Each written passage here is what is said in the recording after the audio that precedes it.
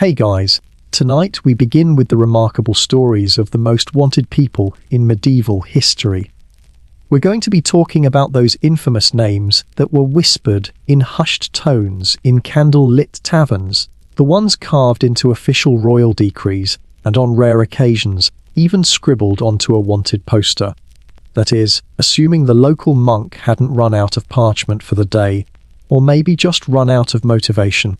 Before we journey back in time together, please take a quick moment to like the video and subscribe, but only if you truly enjoy the stories I share here. And I'd love it if you'd let me know in the comments where you're joining us from and what time it is for you. It is always so fascinating to see our global community of history lovers tuning in from all corners of the world. Alright, now is the time to dim the lights. Perhaps you can turn on a fan to get that soft, ambient hum in the background. Let's get comfortable and ease into tonight's journey together. Before we get into the wild tales of rebellion, piracy, and defiance, it's really worth taking a moment to ask what most wanted even meant back then. I want you to completely forget everything you think you know from modern times. Erase the image of the FBI's top 10 list with grainy photos plastered in every post office. In the Middle Ages, the whole concept was radically different. For starters, there were hardly any actual posters, and there's a very simple reason for that. Most people couldn't read a single word anyway. So, putting up a piece of parchment with a name on it would have been about as effective as nailing a grocery list to a tree. The system for declaring someone a public enemy had to be more direct, more visceral, and something that every single person, literate or not, could understand perfectly. Instead of a poster, a person was officially declared an outlaw, and that word meant exactly what it sounds like. They were literally pushed outside the protection of the law. The process was a public spectacle, a piece of state-sponsored theatre designed to instill fear and obedience. A royal official would stand in the middle of the town square, unravel a scroll, and read a royal decree aloud for all to hear, and from that exact moment, the person named in that decree was no longer a citizen, no longer a neighbour, no longer even legally human. They were designated as fair game. Think about what that truly means for a second. Anyone, a former friend, a business rival, a complete stranger passing through town, could kill you on sight, and there would be absolutely no legal consequences for it. No trial, no punishment, no questions asked. In fact, sometimes there was even a reward. Your very existence became a crime punishable by immediate death, carried out by anyone who felt like doing it. Being wanted wasn't a piece of paper, it was a spoken threat, a dangerous rumor that was intentionally carried on the wind from village to village.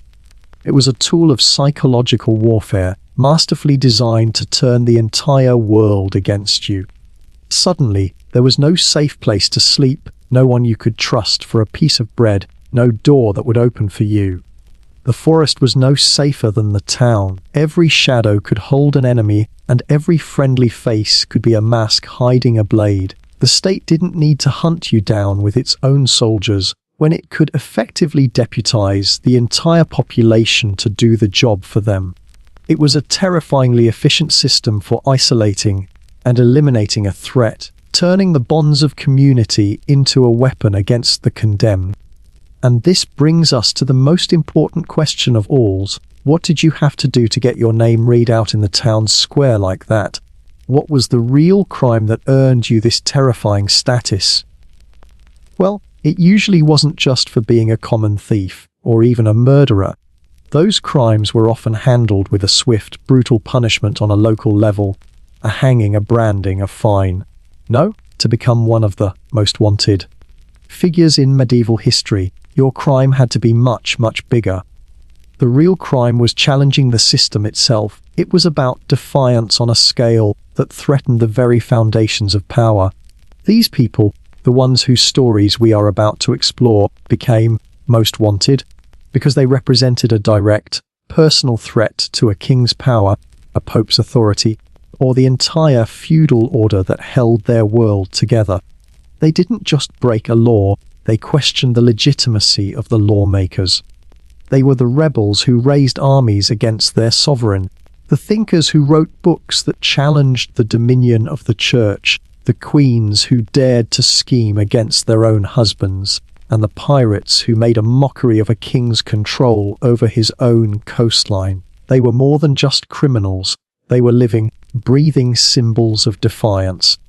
And in an age of absolute authority, there was nothing more dangerous and nothing that needed to be snuffed out more publicly and violently than a symbol of defiance. So, to meet our first and perhaps most legendary rebel, we have to travel back in time, back to the late 13th century. And the place we need to go is Scotland. Now, Scotland, at this point in its history, was a kingdom in chaos. It was a powder keg just sitting there, waiting for a single spark to set it off. The people living there had no idea that a series of tragic, almost unbelievable events were about to unfold, events that would plunge their entire nation into darkness and set the stage for one of the most brutal wars of independence the world had ever seen. They were a proud kingdom, with a long line of kings and a fierce sense of identity. But all of that was about to be put to the test, and it would all begin with a single, fateful accident on a dark and stormy night. It all started in the year 1286, with a moment that sounds like it was pulled from a work of fiction. The King of Scotland, a man named Alexander Thurr, was riding his horse. He wasn't leading a glorious charge into battle or presiding over some grand ceremony. He was just riding. And on that ride, something went terribly wrong. He fell from his horse and he died, just like that. No epic last words, no dramatic deathbed scene. A simple, tragic accident. But the consequences of that one fall would be catastrophic. You see, the stability of an entire medieval kingdom rested on a clear line of succession, and with Alexander's death, Scotland's line was suddenly hanging by the thinnest of threads. The kingdom's only direct heir was Alexander's granddaughter, a little girl just 3 years old named Margaret. She was known as the Maid of Norway, a toddler queen. It was a fragile situation, but there was a plan, a political solution that could have secured a peaceful future for Scotland. A marriage was arranged between young Margaret and the son of the powerful King Edward I of England. This union would have created a powerful alliance, protecting Scotland from its ambitious southern neighbour and ensuring stability for generations to come. It seemed like a perfect diplomatic solution. The pieces were all in place. All that needed to happen was for the young queen to make the journey from Norway to her new kingdom. But tragedy, it seems, wasn't finished with Scotland just yet. In 1290, the young girl set sail for her new home, the kingdom that was pinning all its hopes on her. She never made it. The little Maid of Norway, the last direct heir to the Scottish throne, died during the voyage. The news must have landed like a thunderclap. The hope of a peaceful future, of a stable transition of power, died with her. Suddenly, Scotland was left completely adrift, with no clear heir to the throne. The power vacuum was immediate and absolute, and into that void stepped 13 different nobles, each one stepping up to claim the throne for himself in a chaotic scramble for power that came to be known as the Great Cause. The Scottish lords were staring into the abyss of a full-blown civil war, a conflict that could tear their country to shreds from the inside out. Terrified of this possibility, they made a decision. A fateful, catastrophic decision. They made a fatal mistake. They looked south to their powerful neighbour and decided to invite King Edward I of England to come and mediate the dispute. They asked him to act as an impartial judge, to listen to the claims and decide who should be the rightful King of Scotland. They were hoping for a wise arbiter. What they got was a shark who smelled blood in the water. King Edward I was a ruthless and brilliant political operator, a man who saw this invitation not as a request for help, but as a golden opportunity. He saw his chance to finally bring Scotland, the one part of Britain that had always resisted English control, under his heel. He agreed to their request, but he attached a condition, a devastating one. He would only mediate if the Scottish nobles first took an oath recognizing him as their Lord Paramount. their ultimate overlord. It was a trap, plain and simple. And to make sure they walked right into it, he had already ordered an English army to march north. With English soldiers already on their way, the Scottish lords felt they had no choice. They agreed. In that single moment, they effectively surrendered their country's independence. With his authority secured, Edward went through the motions of the mediation. He picked the weakest and most compliant of the claimants, a man named John Balliol, and placed him on the Scottish throne to serve as his puppet king. And then Edward began a campaign of systematic humiliation, not just against Balliol, but against the entire Scottish nation. He humiliated Balliol at every possible turn, treating him like a servant rather than a fellow king. The final insult came when Edward publicly tore the royal insignia from Balliol's coat, a symbolic stripping of his authority that earned the Scottish king the pathetic and lasting nickname Tomb to Bard, which means empty coat. But Edward wasn't done. To add the ultimate injury to this profound insult, he committed an act of cultural theft that struck at the very heart of Scottish identity. He went to Scone Abbey, and he stole the Stone of Destiny, the sacred, ancient stone upon which all Scottish kings had been crowned for centuries.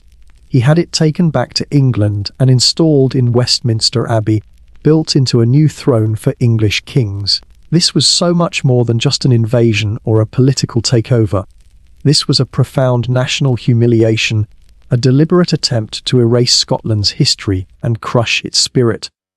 This was the world that was left behind, a kingdom without a king, a nation stripped of its pride, its sacred symbols, and its freedom. And it was into this broken, oppressed, and simmering world that our first most wanted man, William Wallace, would soon emerge. So, into this world of humiliation and simmering rage, a world where Scotland's pride had been systematically dismantled, a new figure steps out from the shadows of history. Enter William Wallace. He was the man, the myth, and the single biggest, most splitting headache for King Edward I of England. Before we dive into the legend, the face paint, and the epic battles, it's worth taking a moment to talk about the man himself, because the truth is, we actually know very little about his early life. The historical records are thin, which is part of what allowed his story to grow into such a towering legend later on. But what we do know paints a picture of a man who was destined for a life of obscurity, a life that was violently interrupted by the cruelty of the English occupation. He was born somewhere in Scotland around the 1270s, the son of a minor knight. Even his father's name is a bit of a historical debate. It might have been Sir Malcolm Wallace, or possibly Alan Wallace. He wasn't a great lord or a high-born prince.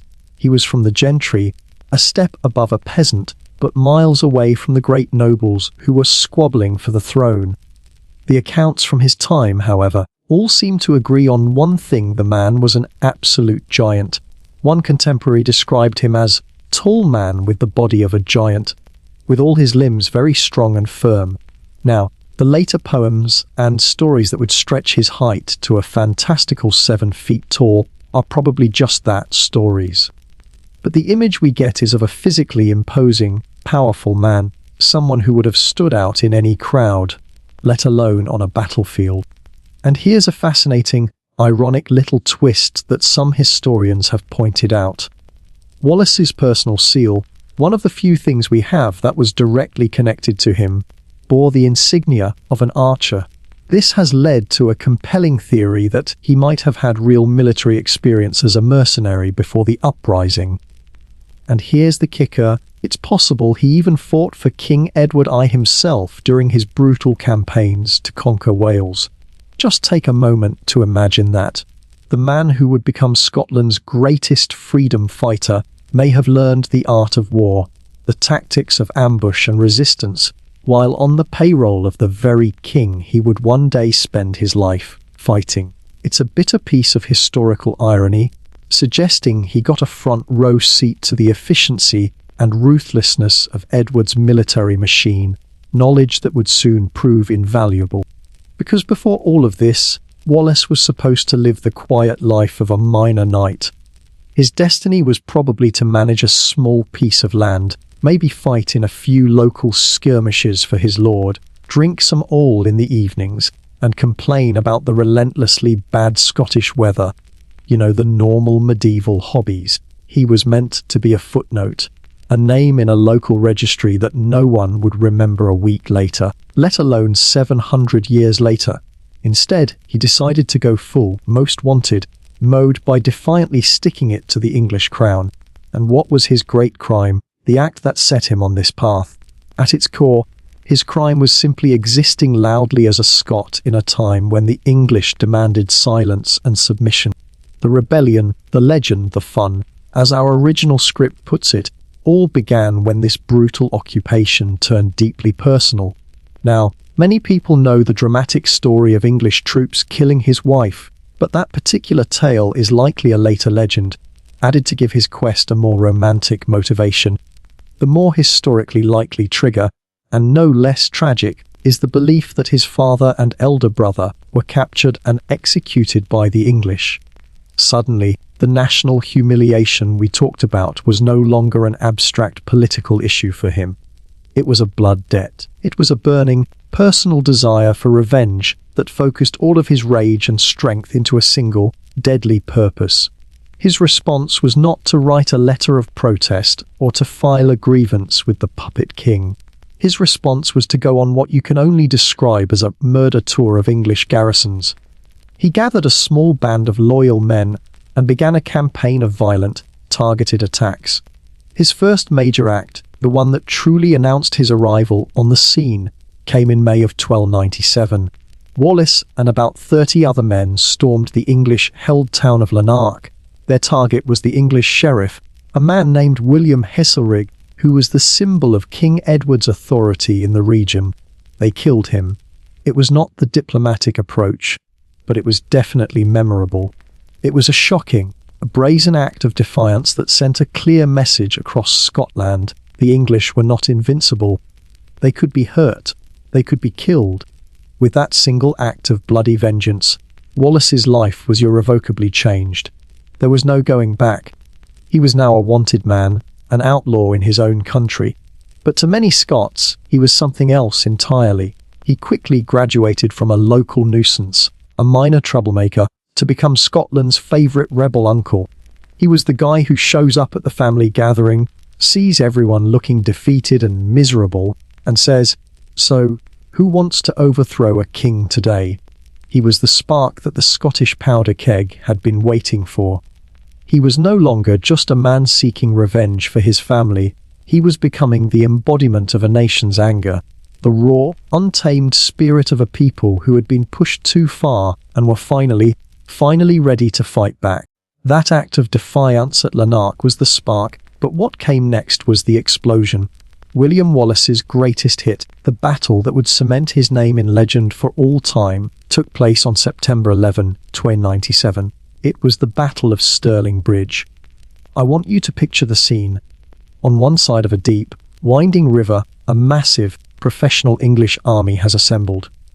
On the other side, positioned on the high ground, is a much smaller, less equipped Scottish force. And separating them is a single, narrow, rickety wooden bridge. Everything, the fate of Scotland, the future of the rebellion, was about to hinge on what happened on that single, fragile structure. This wasn't just going to be a battle, it was going to be a masterclass in strategy, patience, and the fatal consequences of arrogance. Let's break down the two forces, because on paper, this should have been a complete wipeout. The English army, led by the Earl of Surrey, was a massive and intimidating force. We're talking about 9 Saracen men, including a corps of 2,000 heavy cavalry. Now, heavy cavalry in the 13th century were the medieval equivalent of tanks. They were heavily armoured knights on massive warhorses, designed to thunder across a battlefield and smash through any infantry line like a bowling ball through pins. They were the shock and awe weapon of their day, and the English had thousands of them. On the other side, waiting for them, were Wallace and his co-commander, a brilliant nobleman named Andrew Moray. Their army was a scrappy coalition of maybe 6,000 men, farmers, townsfolk, and minor knights, armed with little more than long spears, sharp sticks, and a whole lot of bad intentions. It was a professional war machine versus a passionate citizens' army. The odds were not in Scotland's favour. But the English had a fatal flaw that day. They were drowning in overconfidence. They looked at the Scottish army and saw a rabble of peasants. They looked at the bridge and saw a simple obstacle. The English commander on the ground, a man named Hugh de Cressingham, was particularly arrogant. He was the king's treasurer, a man hated by the Scots for his oppressive taxes, and he was eager for a quick, glorious victory. He was given sound military advice. His own Scottish allies pointed out that there was a nearby ford, a shallow part of the river where 60 horsemen could cross at the same time, allowing them to outflank the Scottish army. It was the smart move, the safe move, the tactical move, and Cressingham flatly rejected it. Instead, in a display of pure hubris, he insisted on marching his entire army straight over the narrow bridge, a structure so constricted it could only fit 2 horsemen riding side by side at a time. He was essentially choosing to funnel his massive army through a tiny straw, directly into the teeth of the enemy. From their high ground on a place called Abbey Craig, Wallace and Moray watched the English make this catastrophic decision, and this is where their true genius shines. It must have been incredibly tempting to charge down the moment the first English soldiers set foot on the bridge, but they didn't. They waited. They watched with incredible discipline as the English vanguard, a force of about 2,000 men, began their slow, clumsy shuffle across the bridge. Imagine the tension of that moment. The clanking of armour, the creaking of the wooden planks, the shouts of English officers, all echoing up the hill. Wallace and Moray held their men back, letting more and more of the English army pour into the trap, creating a perfect bottleneck on the Scottish side of the river. They were letting their enemy tie their own noose. Then, when the moment was perfect, when the English vanguard was hopelessly committed and completely cut off from the main army, they gave the order. The Scottish spearmen, who had been waiting for this signal, stormed down the causeway like an avalanche. Their first move was brilliant. They didn't just attack the English soldiers who had already crossed. They stormed past them and seized control of the English side of the bridge itself. With that one move, the trap was sealed shut. The 2,000 or so English soldiers on the north bank were now completely cut off from any chance of retreat or reinforcement. They were trapped with their backs to the river and a forest of Scottish spears surging towards them. What followed was not a battle, it was a slaughter. The trapped English soldiers were systematically annihilated. The rest of the English army could only watch in horror from the other side of the river, unable to help as their comrades were cut down. It was, as the source so perfectly puts it, less of a battle and more of a group humiliation. When it was all over, England had lost around 5,000 infantry and 100 of their prized heavy cavalry. They left the field that day with fewer men and with absolutely zero dignity. Wallace and his army of rebels had just defeated one of the most powerful military forces in Europe through sheer tactical brilliance. The rage of the Scots was on full display in what they did next. In a particularly gruesome act of vengeance, they found the body of the hated treasurer, Hugh de Cressingham, the man whose arrogance had led to the disaster. They flayed him, stripping the skin from his body. Legend even says that William Wallace had a sword belt made from a strip of Cressingham's skin. While that part may be a legend, the act of flaying him was a very real, very brutal message to King Edward about just how much hatred his rule had inspired.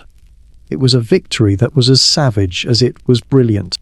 In the aftermath of this stunning victory, Wallace and Moray were celebrated as national heroes.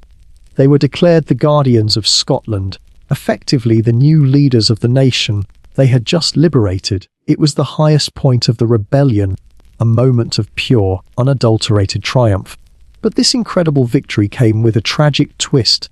In a cruel blow of fate, Andrew Moray, the brilliant co-commander of the Scottish forces, died just a few months later from wounds he had received during the battle. His loss was immense. It meant that William Wallace, the man who had started as a simple rebel seeking revenge, was now left to lead the fight for Scotland's freedom entirely on his own, with the full, furious might of King Edward I about to come crashing down upon him. Naturally, the news of the disaster at Stirling Bridge did not go over well in London. King Edward I, man who had earned the nickname Hammer of the Scots, was absolutely furious, and you can be sure he wasn't called that because he was gentle. The source humorously notes that apparently passive-aggressive Tapper of the Scots was taken. He had been utterly humiliated by a commoner, an upstart knight who had dismantled his professional army with clever tactics and sheer audacity. The full, terrifying weight of the English crown was now about to be brought down upon William Wallace. For a time, though, Wallace was on top of the world. As the newly appointed Guardian of Scotland, he was enjoying the outlaw life, leading raids into the north of England, vanishing into the countryside, and then reappearing to strike again. He was generally making the entire English kingdom look like the world's worst babysitter. But as we've established, every medieval rebel has an expiration date. Wallace's luck and Scotland's finally ran out at the Battle of Falkirk in 1298. This time, there would be no overconfident treasurer leading the English army. This time, King Edward I was leading the army himself, and he came for blood. At Falkirk, Edward's army of longbowmen and heavy cavalry crushed the Scottish spearmen. It was a devastating defeat. Wallace managed to escape with his life, but his reputation as an invincible commander was shattered. He resigned his guardianship and, for a time, even fled to France, likely seeking support for the Scottish cause. He was now a fugitive, hunted not just by an army, but by a king who was obsessed with his capture. For years, Wallace remained a ghost, a symbol of resistance who refused to be stamped out. But his time finally came on a summer day, August 5, 1305. He wasn't defeated in a heroic last stand or captured on the field of battle. He was betrayed. A Scottish knight, a man named John de Menteith, who had sworn loyalty to Edward, led English soldiers to Wallace's hiding place near Glasgow. He was captured and hauled off in chains to London.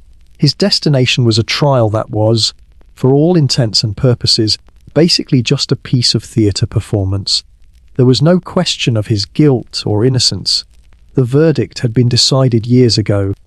He was taken to the Great Westminster Hall to face the charge of high treason. The proceedings were a complete sham. He was condemned without being allowed to offer any real defence, because in the eyes of the English crown, he had already been declared a traitor and an outlaw, and traitors had no rights. But Wallace would not be silenced. In a final, legendary act of defiance, he shouted his defence from the dock for all to hear. His argument was simple, powerful, and from his perspective entirely true. I can't betray a king I never swore loyalty to. He was a Scot loyal to the Kingdom of Scotland, not to the foreign tyrant who had invaded his homeland. He had never been Edward's subject, so how could he be Edward's traitor? The judges, they were not impressed. The legal argument, however sound, meant nothing. This was about power, not justice. The verdict was inevitable guilty, and the sentence was preordained. Now, you have to understand something about execution in medieval England. It was never just a simple matter of, let's kill him. Oh no, when it came to high treason, they wanted a show. They wanted a brutal, horrifying spectacle, a ritual of punishment designed to be so terrifying that it be burned into the memory of anyone who saw it, or even heard about it. The punishment for high treason, being hanged, drawn, and quartered, was a brutal and symbolic ritual designed to send a crystal clear message to anyone else with rebellious thoughts. First, he was drawn. This meant he was stripped down to his underwear, tied to a wooden hurdle, and dragged for miles behind a horse through the crowded, filthy streets of London. This wasn't just transportation, it was a public shaming, a ritual designed to strip him of a dignity before he was even killed. Then he was hanged. He was hanged by the neck until he was half dead. But he was cut down while he was still conscious, still able to feel what was coming next. And what came next was the most horrific part. He was disemboweled. While still alive, he was chopped open like a pieta, and his organs, his heart, liver, and intestines, were flamboyantly removed and burned on a fire right in front of him. Finally, after this unspeakable torture, he was beheaded, and his body was quartered, chopped into 4 separate pieces. This wasn't just random, sadistic cruelty. This was calculated political communication. King Edward I essentially mailed the pieces of William Wallace's body around the kingdom to serve as a sort of motivational poster for anyone thinking of rebelling. His head was dipped in tar to preserve it, and was given prime real estate on a pike on London Bridge, where it stared down commuters like a very aggressive welcome sign. His 4 limbs were sent to be publicly displayed in the cities of Newcastle, Berwick, Stirling, and Perth. A gruesome warning placed directly in the heart of the Scottish resistance, a message to his own people of what happens when you defy the hammer of the Scots. To Scotland, William Wallace was a hero, a martyr whose brutal execution only fueled the cause of independence. To England, he was a cautionary tale, the ultimate example of a traitor receiving his just deserts. But to everyone else, then and now, he was proof that in the violent world of the Middle Ages, you could go from a minor knight to a national icon, to dismembered street decor, all in record time. Edward had killed the man, but in doing so, he had created a legend that would never die. Wallace's story shows us the brutal cost of defying the English crown, but he was far from the only one to try. As we move from the rugged highlands of Scotland to the misty mountains of Wales, we find another national hero, another rebel who became a legend. If Scotland had William Wallace, Wales had Owain Glandar, the man who basically looked at English authority and said, "Not today, Henry." Born around the year 1359 into a noble Welsh family, Glyndar had enough wealth to be considered respectable, but he also possessed more than enough national pride to make himself incredibly inconvenient for the English crown. His story is not one of a man who was born an outcast, but of a man who was pushed into rebellion by a system that refused to treat his people with dignity or justice. Just like in Scotland, the atmosphere in Wales during this time was incredibly tense. For over a century, ever since its conquest, the Welsh had been living under the thumb of oppressive English rule. They were treated like second-class citizens in their own homeland. Imagine living in the country your ancestors had inhabited for generations, only to be subjected to a system of systemic discrimination. The Welsh were hit with higher taxes than their English neighbours, a constant, galling reminder of their subjugated status. They were barred from holding any senior government office in their own country, ensuring that all real power remained firmly in English hands. In a particularly humiliating rule, they were even forbidden from carrying weapons inside of towns, a law designed to keep them powerless and to treat them like untrustworthy subjects who might revolt at any moment. It was a society built on a foundation of English dominance and Welsh submission. What makes Owain Glendar's story so fascinating is that he was, by all accounts, an unlikely rebel. He wasn't some downtrodden peasant with nothing to lose. In fact, he had done quite well for himself under the English system. He was an educated man who had studied law in London. More than that, he was a soldier who had even served honourably in the English king's army. He knew the English world. He understood their laws, their language, and their military tactics from the inside. His rebellion wasn't sparked by poverty or personal desperation. It was sparked by a deep-seated sense of justice and a refusal to be disrespected in his own home. He had played by the rules, but he was about to discover that the rules were rigged. The spark that finally lit the fire of rebellion wasn't some grand battle or a sweeping political injustice. It was something much smaller and more personal, a simple land dispute with his powerful English neighbour, a man named Baron Grey of Ruthin. It was a classic case of a powerful, well-connected Englishman trying to bully a Welsh landowner.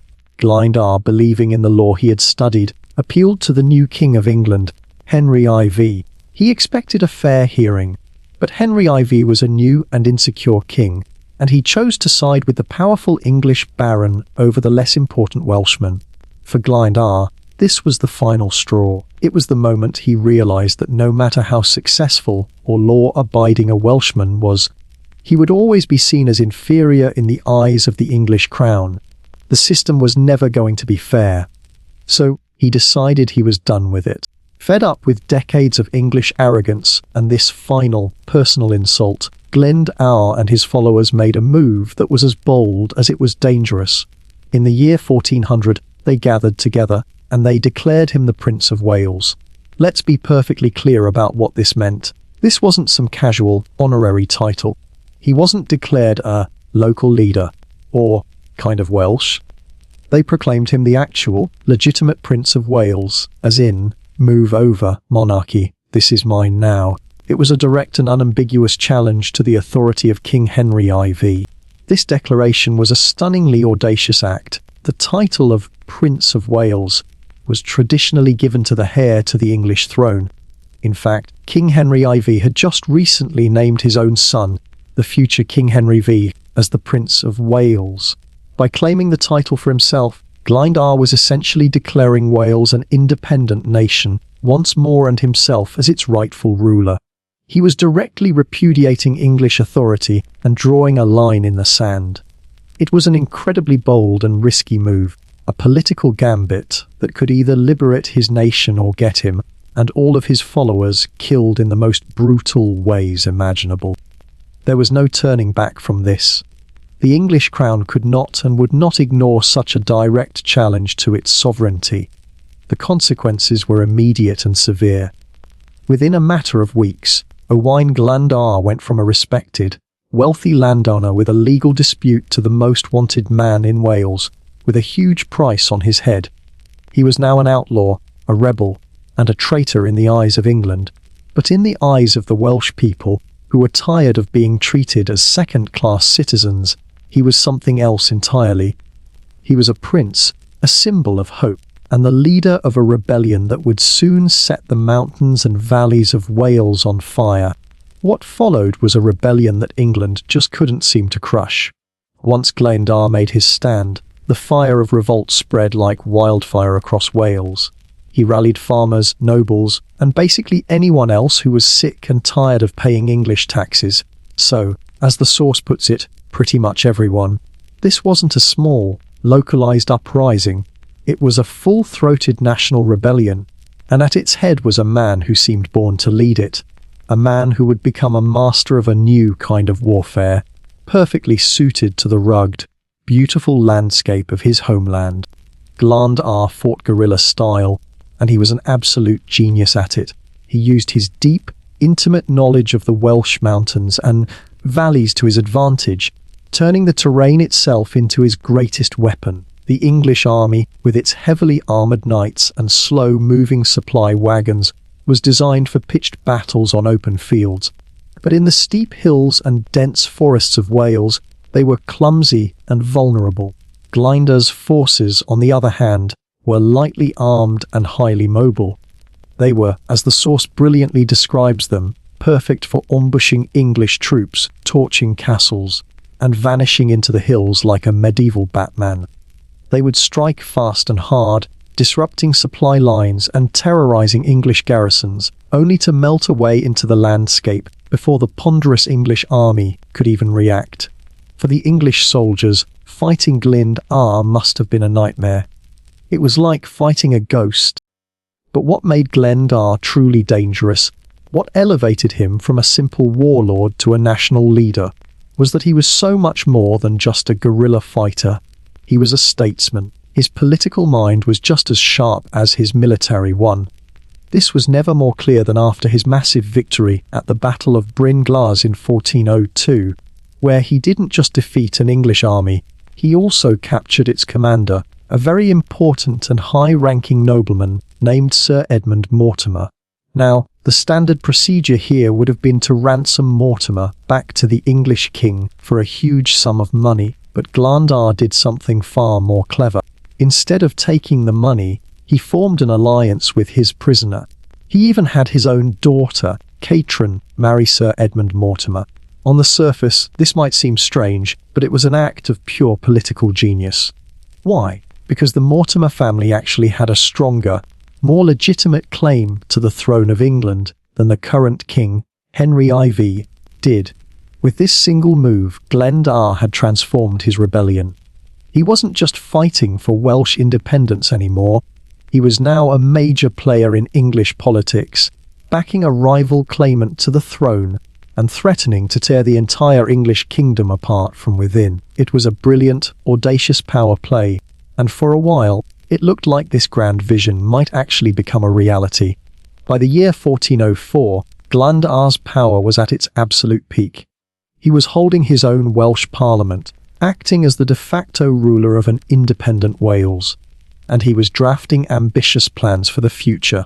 He envisioned a Wales with its own independent church, free from the control of Canterbury. Even more remarkably, he drew up plans to establish two national universities, one in the north and one in the south. This shows you his incredible foresight. He didn't just want to win a war, he wanted to build a nation, a modern, educated, and sovereign state. This wasn't just a revolt anymore. As the source aptly puts it, this was a full-fledged nation-building project. Of course, the English crown was not going to take this lying down. King Henry IV threw army after army at him. When he died, his son, the famous warrior King Henry V, threw even bigger armies at him. But every single time the English thought they finally had Glendower cornered, he would just slip away. His ability to avoid capture became the stuff of legend. It bordered on the supernatural. Villagers began to whisper that he was a magician, that he could command the elements, that he could literally vanish into the mist. Others claimed he had spies everywhere, a network that kept him one step ahead of his enemies at all times. The reality, of course, was probably a bit more mundane, but no less impressive. As the source says, realistically, he just knew the Welsh terrain better than the invading knights in their shiny, clanky armour. But even the most brilliant rebellion cannot run on spirit alone. As the years dragged on, the brutal reality of the war began to take its toll. As the source poignantly notes, rebellions run on money and morale, and both eventually ran out. The sheer, overwhelming resources of the English crown slowly but surely ground the Welsh resistance down. By the year 1415, the dream was fading. Glendower's forces were scattered, his last castles had been lost, and in a heartbreaking turn, his wife and children had been captured by the English. The Great Welsh Rebellion was, for all intents and purposes, over. Yet, with his cause in ruins and his family in enemy hands, what happened to the man himself? The answer is one of the most enduring mysteries in British history. The source says it best, yet the man himself. Gone. There was no dramatic last stand. There was no capture, no trial, no gruesome execution like William Wallace. There was no heroic martyrdom. He simply disappeared. One day he was the leader of a national revolt. The next, he was a rumour. Some stories say he died in hiding, living out his last days in secret with his surviving family members. But other whispers persisted for years, claiming he was still alive, a ghostly prince waiting in the mountains for the right moment to return and finish what he had started. The English crown absolutely hated this. The uncertainty drove them crazy. His clean escape was a final frustrating insult. They hated it so much, in fact, that they kept officially listing him as a fugitive for years after he was almost certainly dead, just in case. As the source astutely observes, nothing's more embarrassing than being haunted by a guy who may not even exist anymore. And so, Owain Glendower remains a national hero in Wales. The ghostly prince who defied the English vanished into legend and left behind a story that was just too good to kill. For England, he was the ultimate rebel that got away. And for history, he is proof that sometimes the most wanted man is the one you never, ever catch. Our journey through the most wanted of the Middle Ages has taken us from the highlands of Scotland to the mountains of Wales. Now, we're heading to a place that's completely different, but just as wild and untamed. Some rebels, as we've seen, fight on horseback. Some hide in forests, but our next figure, Hereward the Wake, he chose swamps. And let's be honest, nothing quite says, "Catch me if you can," like choosing to live knee-deep in mud, surrounded by thick fog and mosquitoes the size of pigeons. Hereward's story is not just one of rebellion against a king, it's a story of a man who became one with a harsh and unforgiving landscape, and used it to wage war against the most powerful man in Europe. So, who was this man who chose a swamp for his kingdom? Hereward was born around the year 1035, and he was one of the last of a dying breed. He was an Anglo-Saxon noble. He was a man of the old England, the England that existed before everything changed in the year 1066. That, of course, was the year that William the Conqueror, a powerful duke from Normandy in France, showed up with his army, won the Battle of Hastings, and, as the source so perfectly puts it, claimed England like it was an empty Airbnb. Suddenly, the entire power structure of the country was turned on its head. The Saxon lords who had ruled for centuries were being systematically replaced by Norman conquerors. In the face of this overwhelming military victory, most of the surviving Saxon lords did the sensible thing. They bent the knee. They swore loyalty to their new king, William, in the hopes of keeping their lands, their titles, and their heads. But Hereward was different. While all the other nobles were bowing, Hereward decided that he was not going to be someone's peasant. He was a freeborn Saxon, and he refused to submit to a foreign king. His defiance in a sea of submission is what makes him stand out.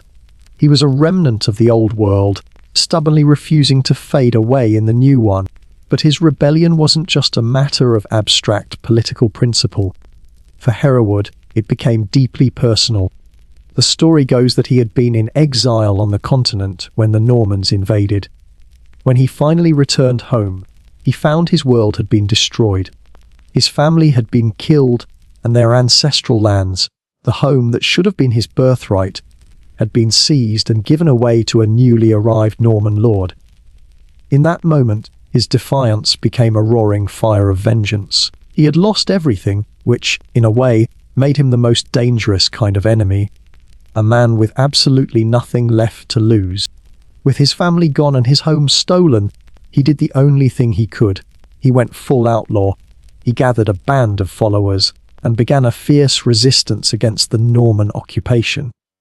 He started raiding Norman settlements, ambushing their soldiers and generally making himself, as the source puts it, the human equivalent of a thorn in William's armoured backside. He became a symbol of resistance for the downtrodden Saxons, a ghost from the past who had come back to haunt the new conquerors of England. And it was in this fight that his legend truly began to grow, a legend that would become inseparable from the strange and mysterious landscape where he made his last stand. His base of operations, his personal villain lair, was the Isle of Ely. Now, despite the name, it wasn't a typical island surrounded by sea. It was a patch of high ground deep in the middle of the fens, a vast, marshy, and confusing landscape in East Anglia. This wasn't just a swamp, it was a natural fortress. It was a labyrinth of winding waterways, treacherous bogs, and dense reeds that grew so high they could hide an entire army. For anyone who didn't know the secret paths, it was a terrifying and disorienting place where you could easily get lost and drown. This landscape was the key to Hereward's entire strategy. It was a place that was almost impossible for a traditional, heavily armoured Norman army to navigate. Think about it. A Norman knight's greatest advantages were his heavy armour and his powerful warhorse, both of which allowed him to charge and smash through enemy lines. But in the fens, those advantages became crippling weaknesses. A warhorse would get stuck in the deep mud. A knight in full armour who fell into the water would sink like a stone and drown. The terrain completely neutralised the Normans' military superiority, and it was here, in this fortress of mud and reeds, that Hereward and his ragtag band of rebels held out against the most powerful military force in Europe. His army was not made up of professional soldiers. The source gives us a wonderful, almost comical image of who these rebels were. A bunch of angry farmers, exiled nobles, and probably a few drunks with pitchforks, all standing ankle-deep in bog water, shouting insults at knights who couldn't figure out how to charge through mud. It was a true underdog story, a small band of defiant Saxons, led by a dispossessed nobleman, holding out against the unstoppable army of William the Conqueror. You can just imagine the scene. The Normans, in all their military finery, hated it. They were professional soldiers, conquerors of a kingdom, and they were being held at bay by a bunch of peasants hiding in a swamp. But the local Saxon population, the ones who had been conquered and oppressed, absolutely loved it. Hereward became their folk hero, a symbol of defiance that nobody could seem to pin down. He was the ghost of the fens, the last Saxon lord who refused to bow, and he was about to that you didn't need an army or a castle to defy a king. All you needed was a swamp, a cause, and the will to fight. Hereward didn't just use the fens as a hiding place, he actively weaponized the landscape. He turned the bogs, the reeds, and the water into his greatest allies, using them to humiliate the most powerful and organized army in Europe. William the Conqueror, a man not known for his patience, grew increasingly frustrated with this Saxon ghost he just couldn't catch. He decided that if his army couldn't navigate the swamp, he would simply force a path through it. He ordered his men to begin construction on a massive timber causeway, a long wooden bridge that would stretch across the marshland and allow his knights to finally attack the Isle of Ely directly. It was a monumental undertaking, a testament to Norman engineering and sheer determination. The Normans built their causeway and prepared to launch their grand assault. But they had failed to understand the nature of their enemy and the treachery of the swamp itself. As the heavily armoured Norman soldiers began to march across the newly built structure, it buckled under their immense weight. The causeway collapsed, plunging hundreds of knights and soldiers into the deep, murky water. Weighed down by their chainmail and iron helmets, many of them drowned, their glorious charge ending in a gurgle of mud and swamp water. It was a catastrophic failure, a victory for the fens themselves, and a profound humiliation for the Normans. William the Conqueror had conquered a kingdom, but he couldn't conquer a swamp. Undeterred, the Normans tried again. They rebuilt the causeway stronger this time and prepared for a second assault. But Hereward was not the kind of man to let his enemy make the same mistake twice without a new surprise waiting for them. This time, as the Normans advanced across the causeway, Hereward had his men hidden in the dense, dry reeds that lined the path. When the Norman soldiers were fully committed, halfway across the bridge, Hereward gave the signal. His men set the reeds on fire. A wall of flames erupted around the advancing army, trapping them between a raging inferno on one side and the deep, inescapable water on the other. It was a terrifyingly effective trap, a perfect piece of psychological and guerrilla warfare that once again sent the Normans reeling in defeat. It was victories like these, against impossible odds, that fueled Hereward's growing legend. The stories about him began to spread across the conquered land, whispered in secret by the Anglo-Saxons who desperately needed a hero. And as the stories were told and retold, they began to grow and change, until the man himself was almost lost in the myth. As the source says, the stories about him quickly turned into half history, half comic book. He became more than just a rebel leader. He became a folk hero, a trickster, a master of disguise who was always one step ahead of his bumbling Norman foes.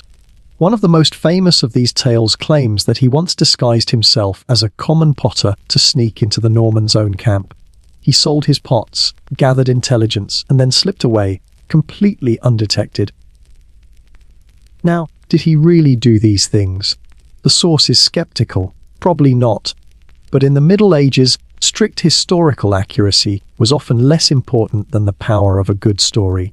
As the script so wisely notes, facts were less important than making sure the guy annoying the king sounded unstoppable.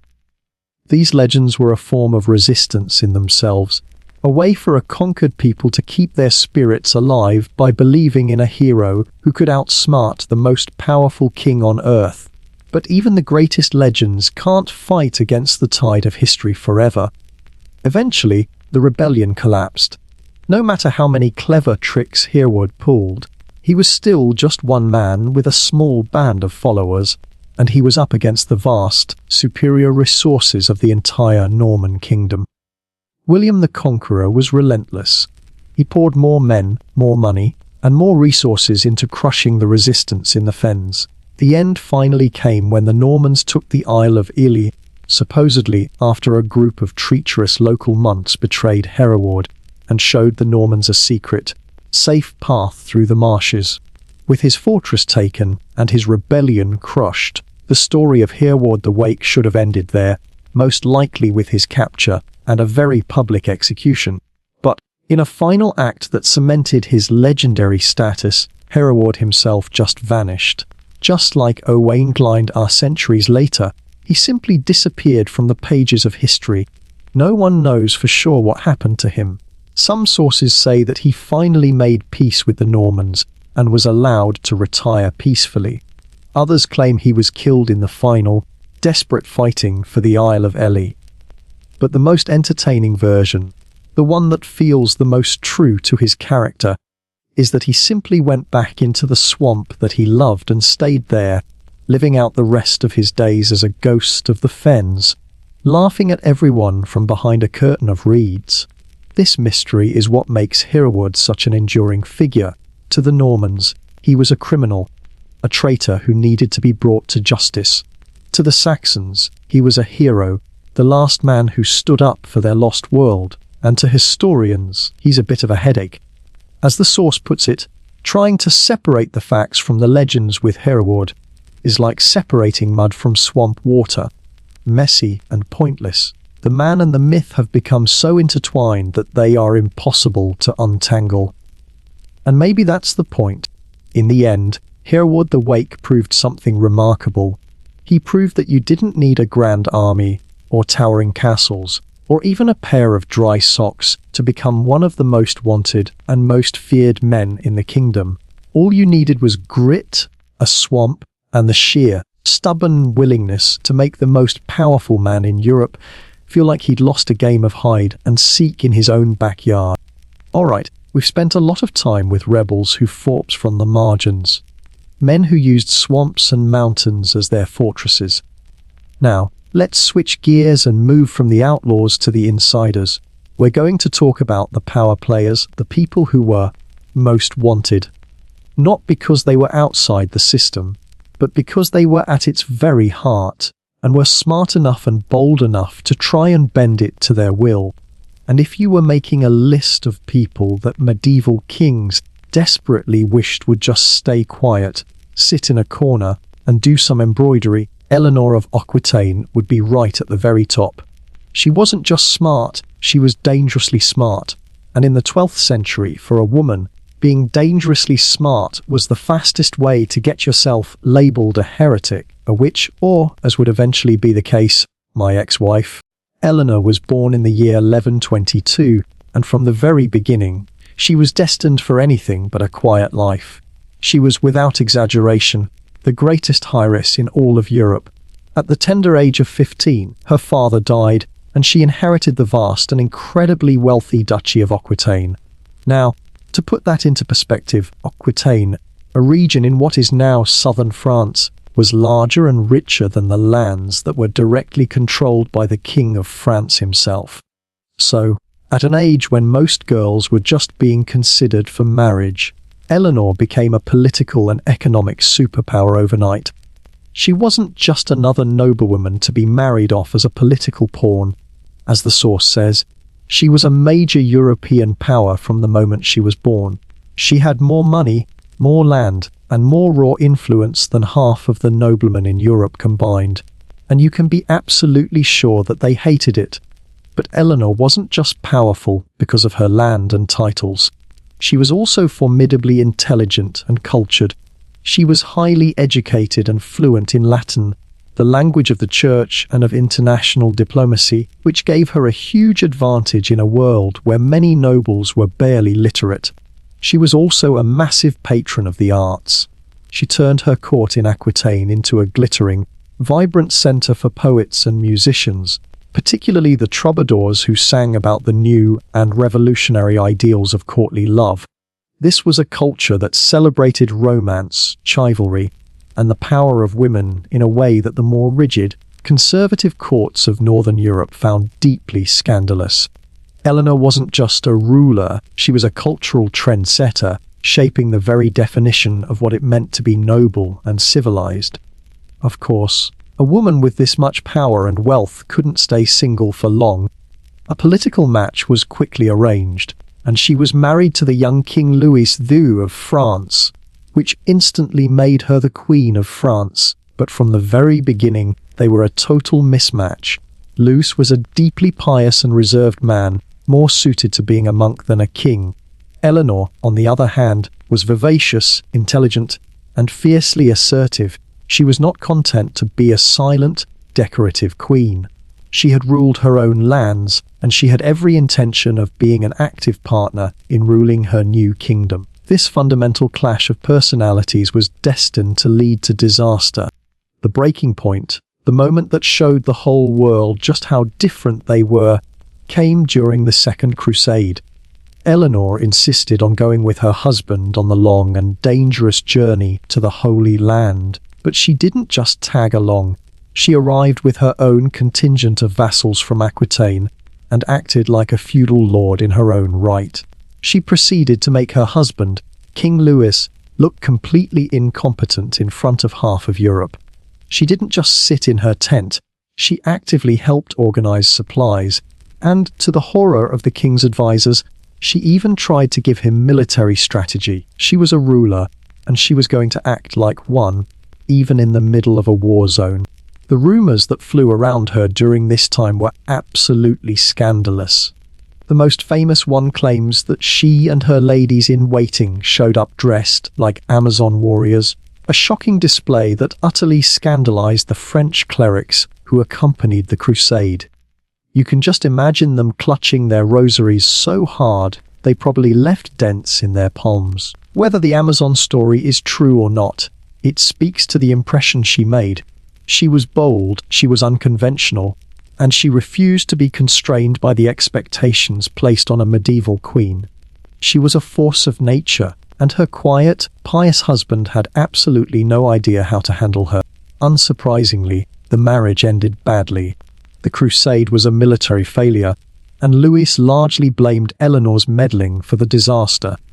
The simple truth was that their personalities were fundamentally incompatible. As the source so perfectly summarizes it, Louis wanted a quiet, obedient queen. Eleanor wanted to actually run things. The marriage was officially annulled, with the convenient excuse being that they were distant cousins, which was a common get-out-of-jail-free card for unhappy royal couples. But the real reasons were that they simply couldn't stand each other and, perhaps most importantly, in all their years of marriage, she had only given him daughters, failing in her most crucial duty as queen to produce a male heir. Now, for any other woman in the 12th century, being cast off by the King of France would have been a one-way ticket to a convent and a life of obscurity. But Eleanor was not any other woman. She was still the Duchess of Aquitaine in her own right, and she was now the single most eligible bachelorette in all of Europe. She didn't retreat in disgrace. She immediately took control of her own destiny. And then, within just a few months of her marriage ending, she did something that would change the course of European history forever. As the source puts it, she upgraded. And that upgrade would set the stage for decades of war, create a massive new empire, and ultimately put her on a collision course with the most powerful men in her world. And that upgrade was a spectacular one indeed. Just a few months after her marriage to the King of France was annulled, Eleanor married Henry Plantagenet, a man who was soon to be crowned King Henry VI of England. This was, as the source so perfectly describes it, the medieval equivalent of dumping your boring boyfriend and immediately dating the hottest, most chaotic rock star in Europe.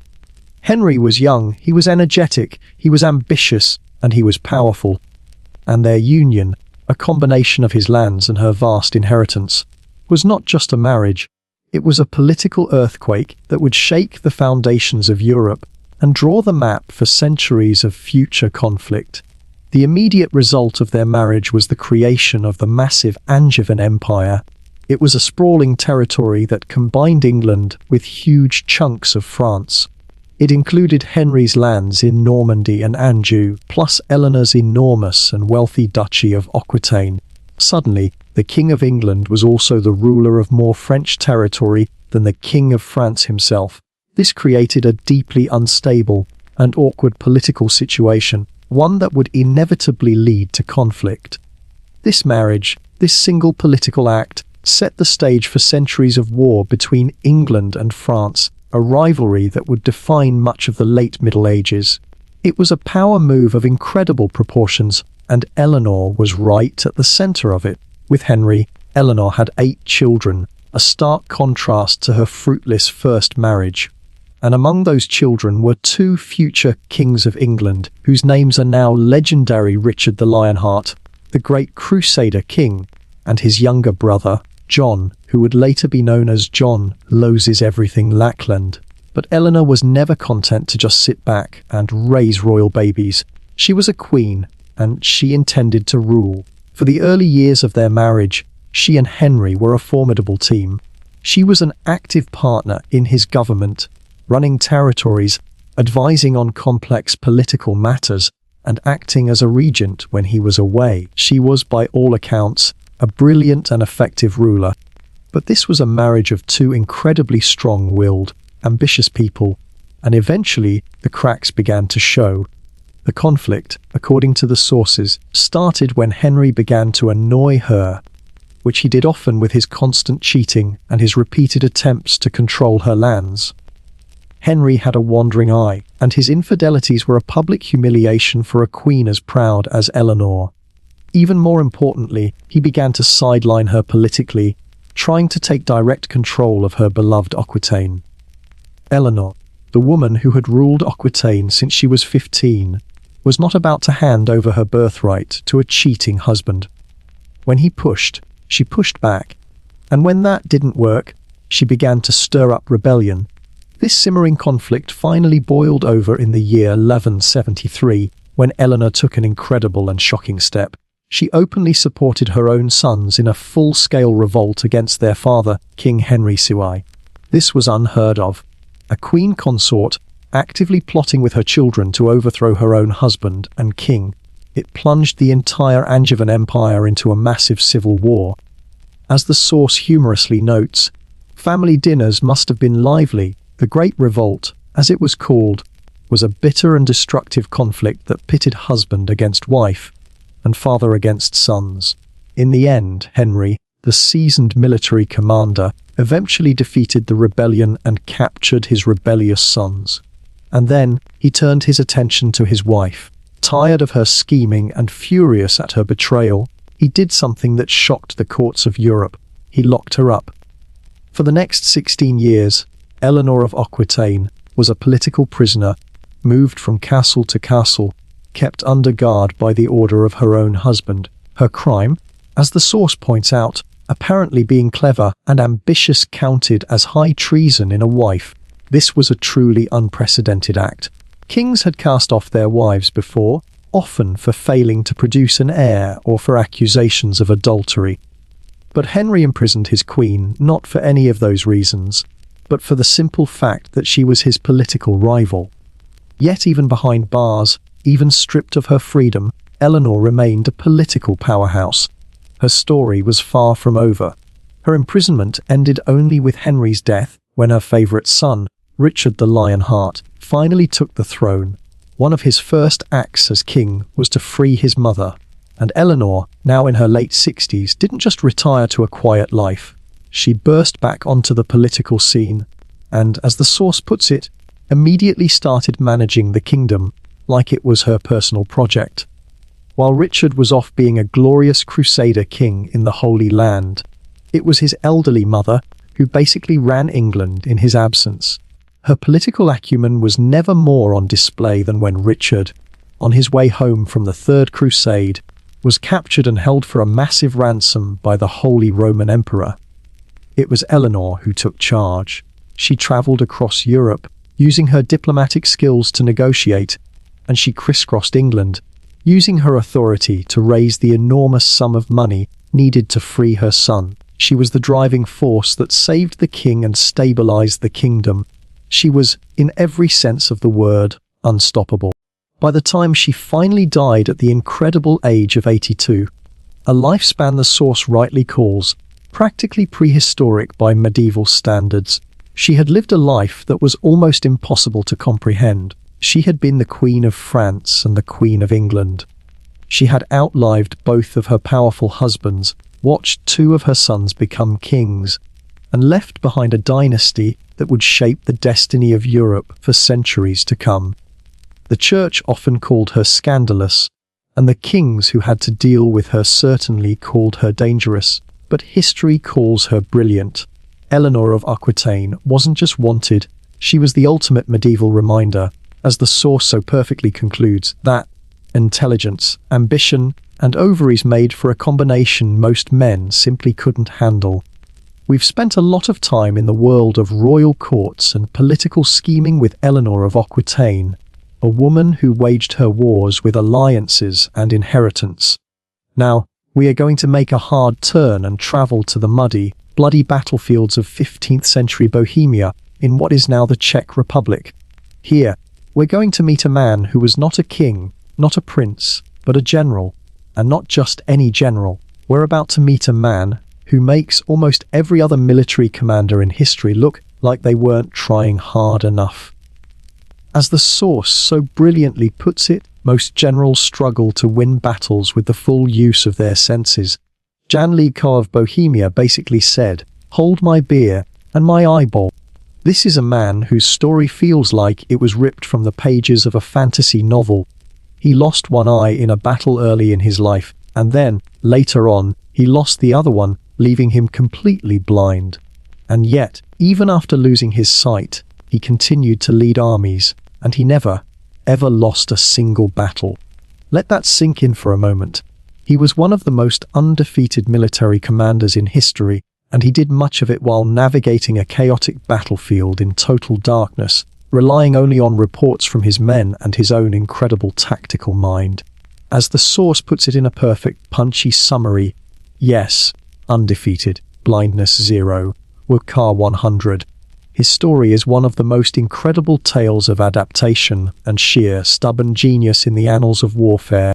Jan Liebka was born around the year 1360, and he grew up in a very turbulent Bohemia. It was a time and a place where religion, politics, and a growing sense of national identity were all beginning to collide in a very dangerous way. The established order of Europe, dominated by the power of the Catholic Church and the Holy Roman Empire, was being challenged.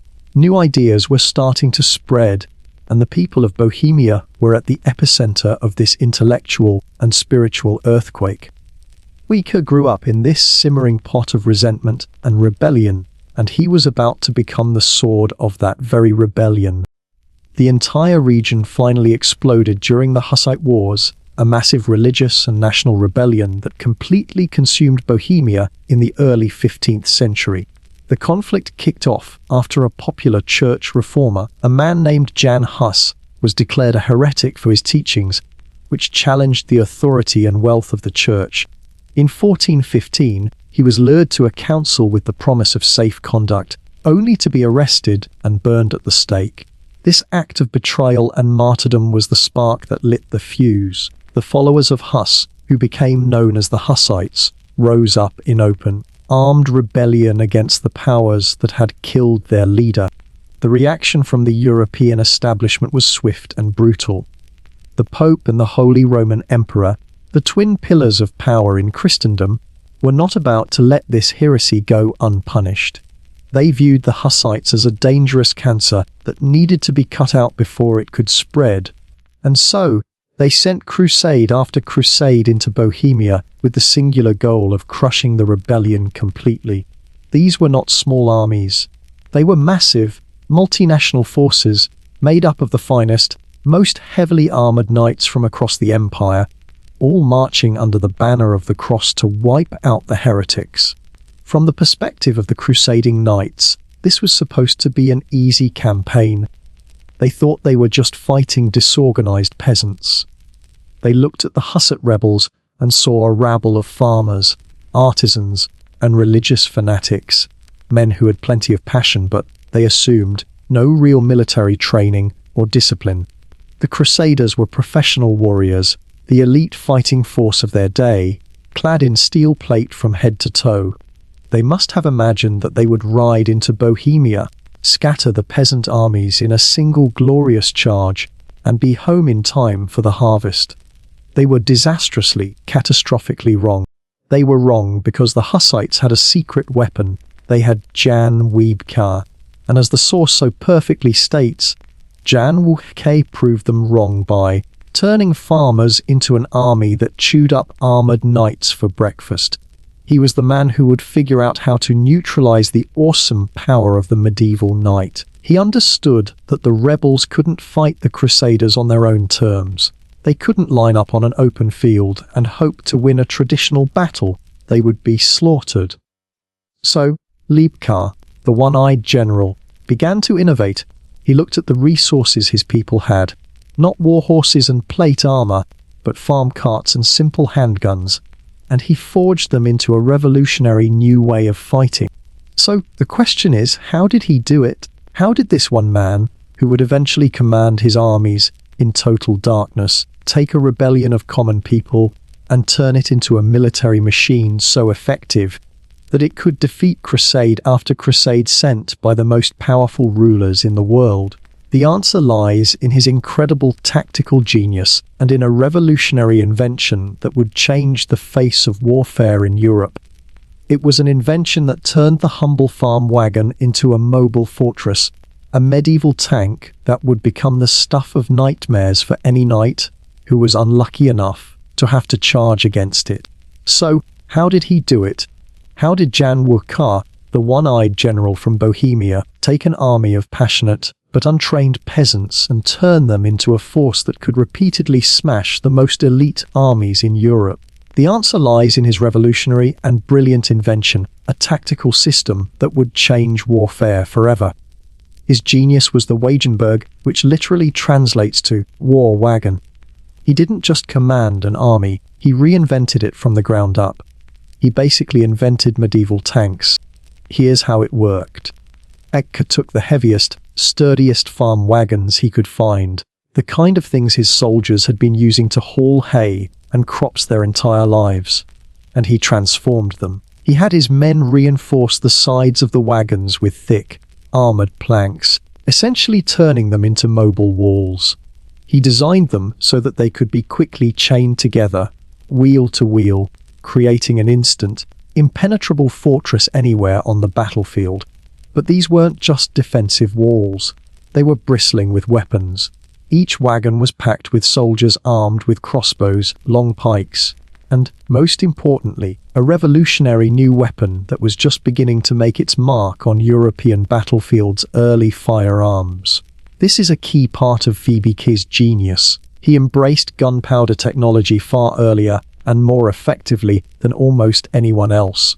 His war wagons were equipped with handheld firearms called pistola, a Czech word that is actually the origin of our modern word, pistol. They also carried small cannons called Haufnes, which is where we get the word howitzer. This gave his peasant army a level of firepower that the crusading knights had never encountered before. And this wasn't some chaotic free-for-all. Wiebke was a master of organization. Each wagon had a dedicated crew of about 20 soldiers, and each man had a very specific job to do, creating a disciplined, well-drilled fighting unit inside each mobile fortress. Now, I want you to just take a moment and imagine the psychological impact of this. Picture yourself as a fancy, aristocratic, armored knight on a massive warhorse. You are the shock and awe weapon of the medieval world. Your entire life has been spent training for the glorious, thundering charge that smashes infantry lines. You see a peasant army in front of you, and you begin your charge, expecting them to break and run in terror. But instead of running, they form a circle of simple wooden carts. And as you get closer, you are suddenly blasted in the face by a volley of gunfire from peasants who are hiding safely behind those wooden walls. Your horse is killed, your armor is pierced, and your glorious charge collapses into chaos. It was a complete and terrifying reversal of the natural order of battle. The knights absolutely hated it, but the peasants, for the first time, had a weapon that could defeat their aristocratic masters. They loved it. Hlídka's tactic was a two-stage masterpiece, a brilliant combination of defense and offense.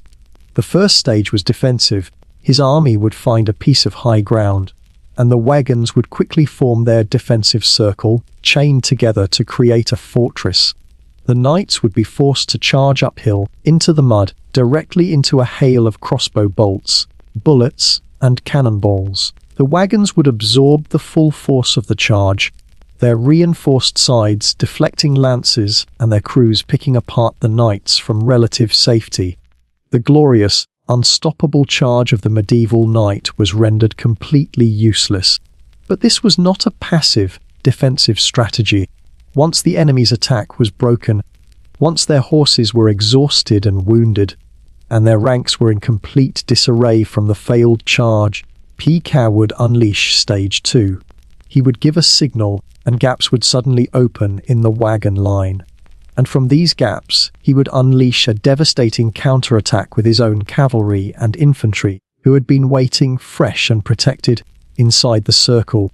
They would pour out onto the field and slaughter the now exhausted and demoralized knights. It was a perfect system, a beautifully designed trap that was specifically created to neutralize the greatest strength of his aristocratic enemies and exploit their biggest weakness. What makes this story even more unbelievable is that Hlídka continued to command his armies and win battles even after a siege injury left him totally blind. How is that even possible? He had a map of the entire country memorized in his head. Before a battle, he would have his officers describe the terrain to him in minute detail, and he would build a mental picture of the battlefield. During the fight, he used a complex system of messengers and colored flags to give orders, directing his troops based on the sounds of the battle and the reports he received from the field. His soldiers followed him with absolute devotion, not just because he was a genius, but because with Hlídka in command, losing was simply not on the menu, ever. His reputation grew so fearsome that eventually, enemy armies would sometimes refuse to fight him outright. The mere presence of his army on the field was enough to cause panic and desertion. Stories circulated among the crusaders that he was a devil, a sorcerer who could not be killed. As the source so powerfully puts it, it didn't matter if he couldn't see. His enemies saw him just fine, and that was enough. He had become the boogeyman of the Crusades, a blind general who could see victory more clearly than any of his sighted opponents. In the end, it wasn't a sword or a lance that brought Jan Hlídka down. He finally died in 1424, not from a battle wound, but from the plague. It was a strangely mundane end for such an extraordinary man. But even in death, his legend continued to terrify his enemies. According to one famous story, his final order was for his skin to be made into a war drum, so that he could continue to lead his men and strike fear into his enemies even after he was gone. Now, whether or not that's actually true, the very fact that the rumor existed was enough to keep knights awake at night for years to come. Jan Hlídka wasn't just wanted by the Pope and the Holy Roman Emperor, he was unavoidable. He was the blind general who beat everyone, who left behind an undefeated record, and who, as the source so perfectly concludes, basically turned peasant uprisings into one long medieval TED Talk on why you shouldn't underestimate farmers with carts. Alright, we've just left the story of a military genius who used tactics and technology to defeat his enemies. Now, we're going to meet a ruler who relied on a very different and much darker, weapon-pure, unadulterated psychological terror. If medieval rulers were brands, then Vladimir of Wallachia had the most aggressive and unforgettable marketing campaign in all of Europe. Forget titles like The Bold or The Great. His brand was simple, direct, and terrifying. He was Vlad the Impaler. Subtlety, as the source says, He'd never heard of it. His name has become so synonymous with horror that it's almost hard to separate the man from the monster. But to understand why he became one of the most feared men of his time, we have to look at the brutal world that created him.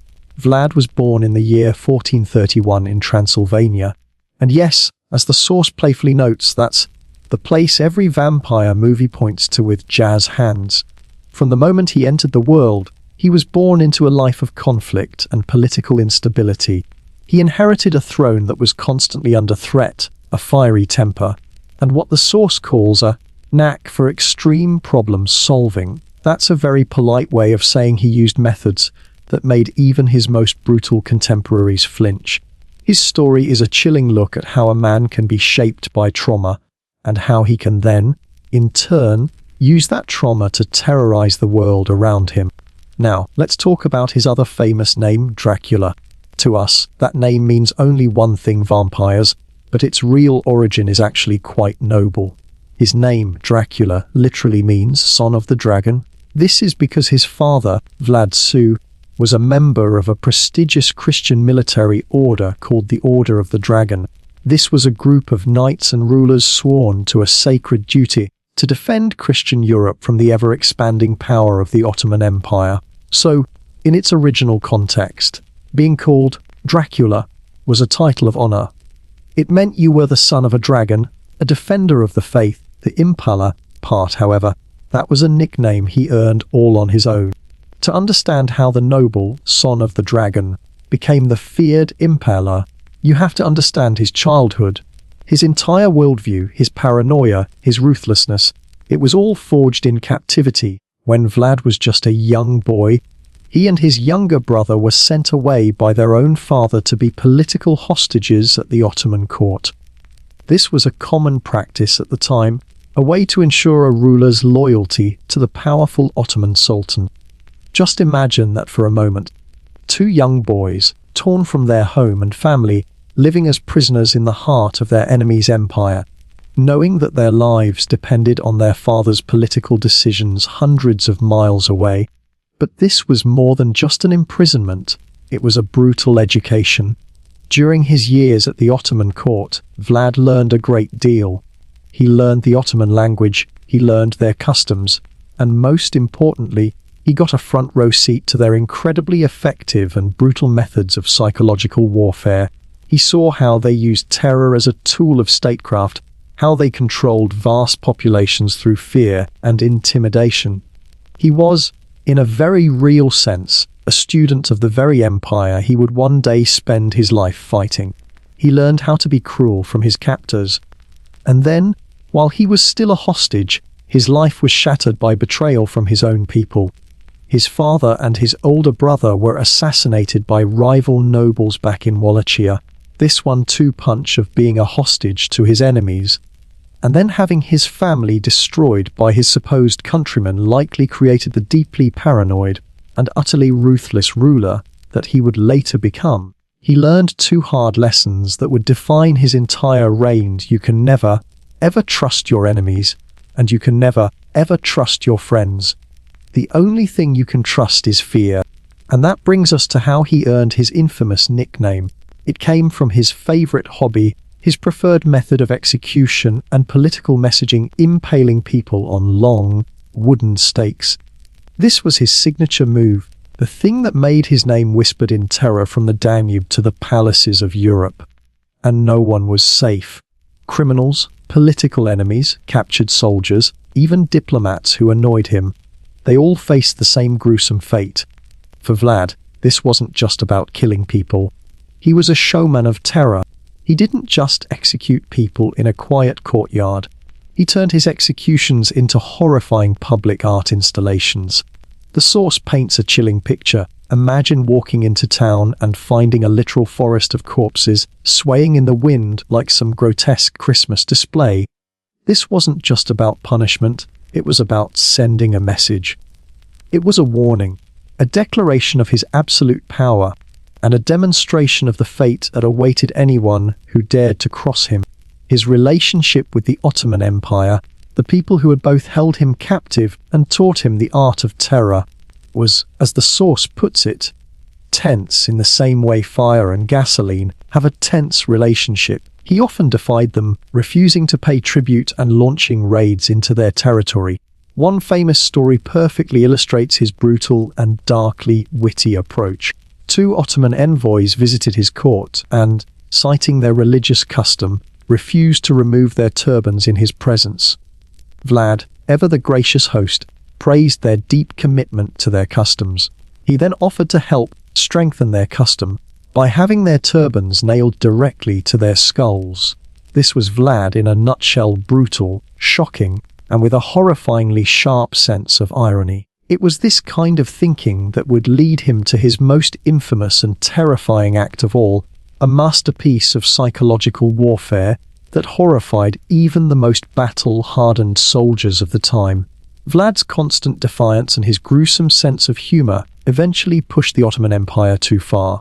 In the year 1462, the Sultan himself, Mehmed Tevru, decided he had had enough of this upstart Wallachian prince.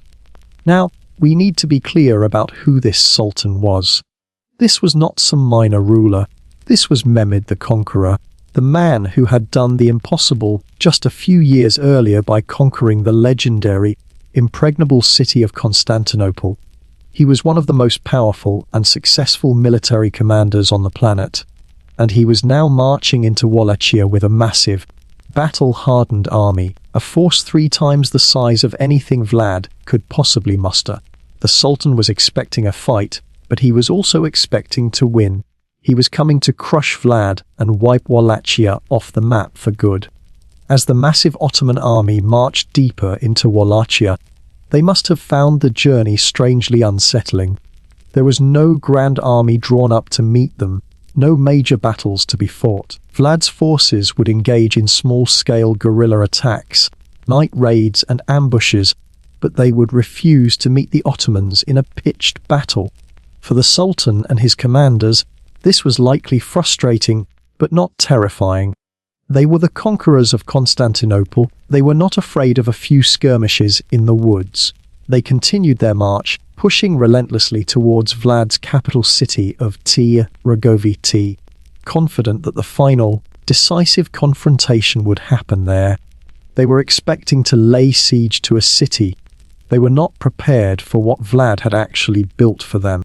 As the Sultan and the vanguard of his army approached the capital, they entered a valley a few miles outside the city, and it was there that they found what was waiting for them. It was not an army. It was not a war. It was a horrifying spectacle, a masterpiece of psychological warfare so gruesome that it has echoed down through the centuries.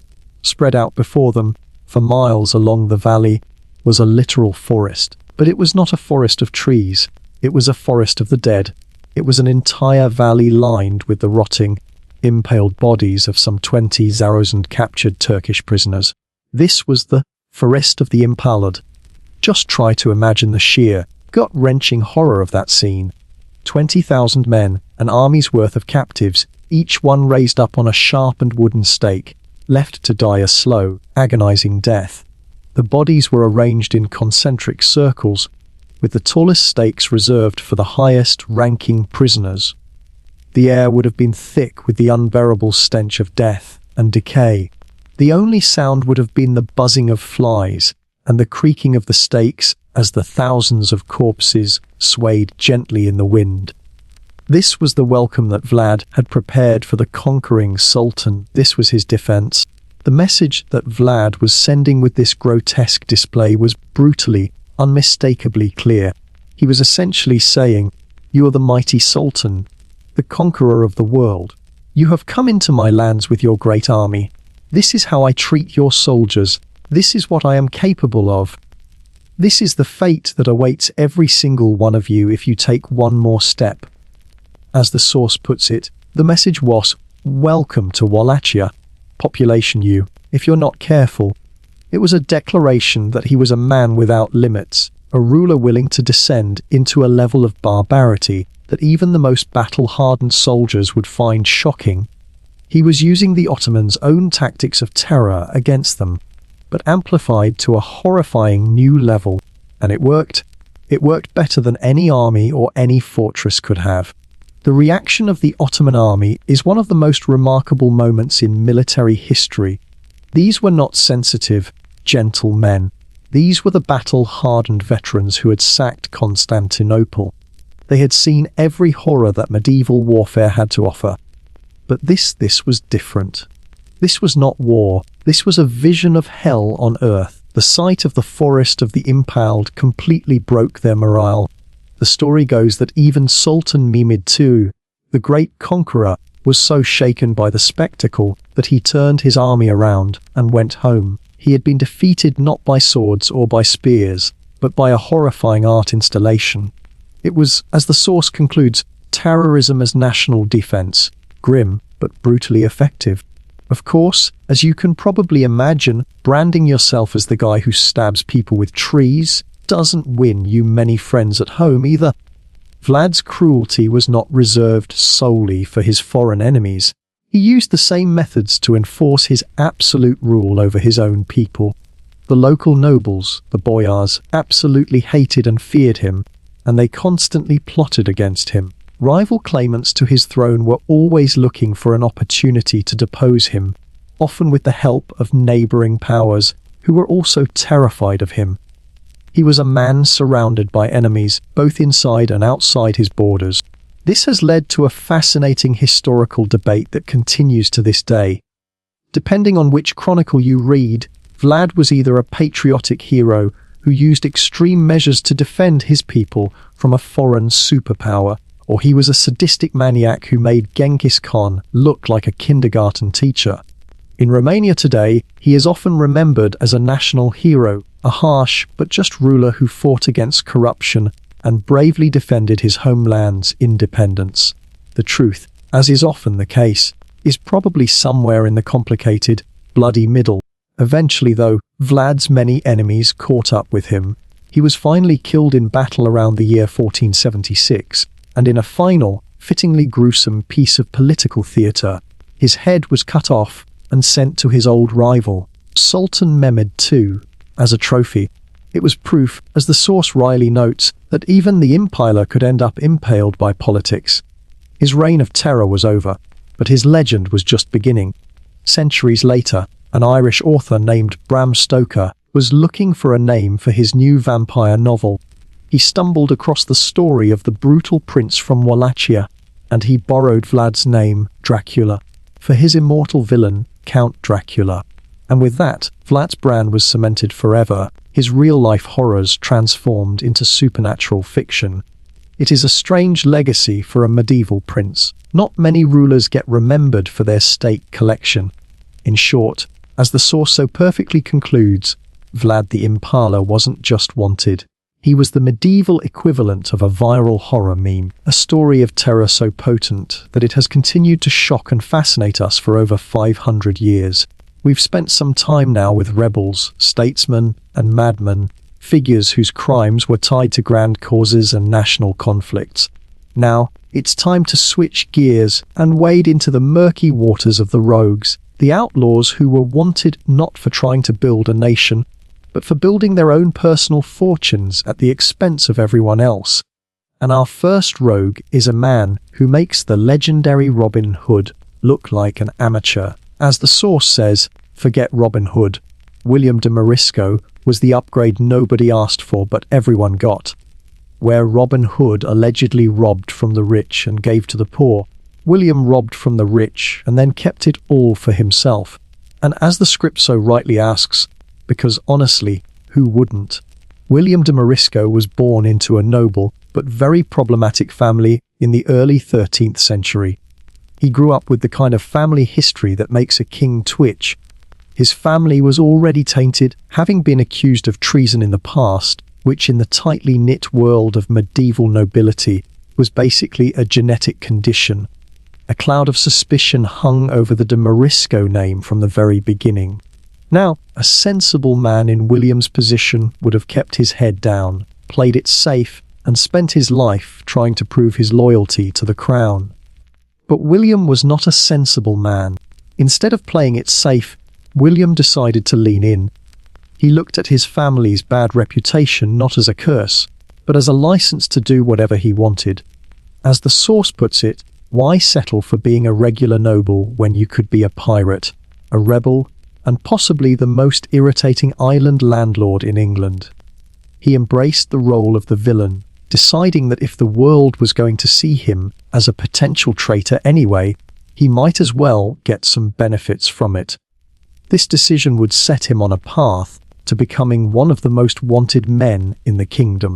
The real drama, the thing that catapulted him from a minor problem to a major public enemy, peaked when William was accused of a truly shocking crime, trying to assassinate King Henry III. Now, if there is one surefire way to get your face plastered on every wanted list in the medieval world, it's attempted regicide. This was the ultimate crime, an act of treason so profound that the crown couldn't just arrest him. They needed to make an example of him. They wanted him turned into a cautionary bedtime story. Facing certain death if he were caught, William did what any sensible fugitive would do. He ran. He fled to Lundy Island, a desolate rock off the coast of Devon that would become his personal fortress, his pirate kingdom, his villain lair. And what a lair it was. For a pirate, Lundy Island was a strategic masterpiece. It sat right in the middle of the Bristol Channel, which was a major shipping lane for valuable goods heading to the wealthy port of Bristol. The waters around the island were notoriously treacherous, with dangerous currents and hidden sandbanks that forced merchant ships to pass very close to the island for safe passage. This made them perfect, easy targets for a man with a fast ship and no morals.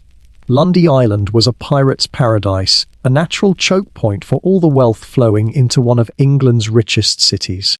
From this island fortress, William launched a new and incredibly lucrative career in piracy. He raided ships, he robbed merchants, and he turned the entire Bristol Channel into his own personal medieval toll booth.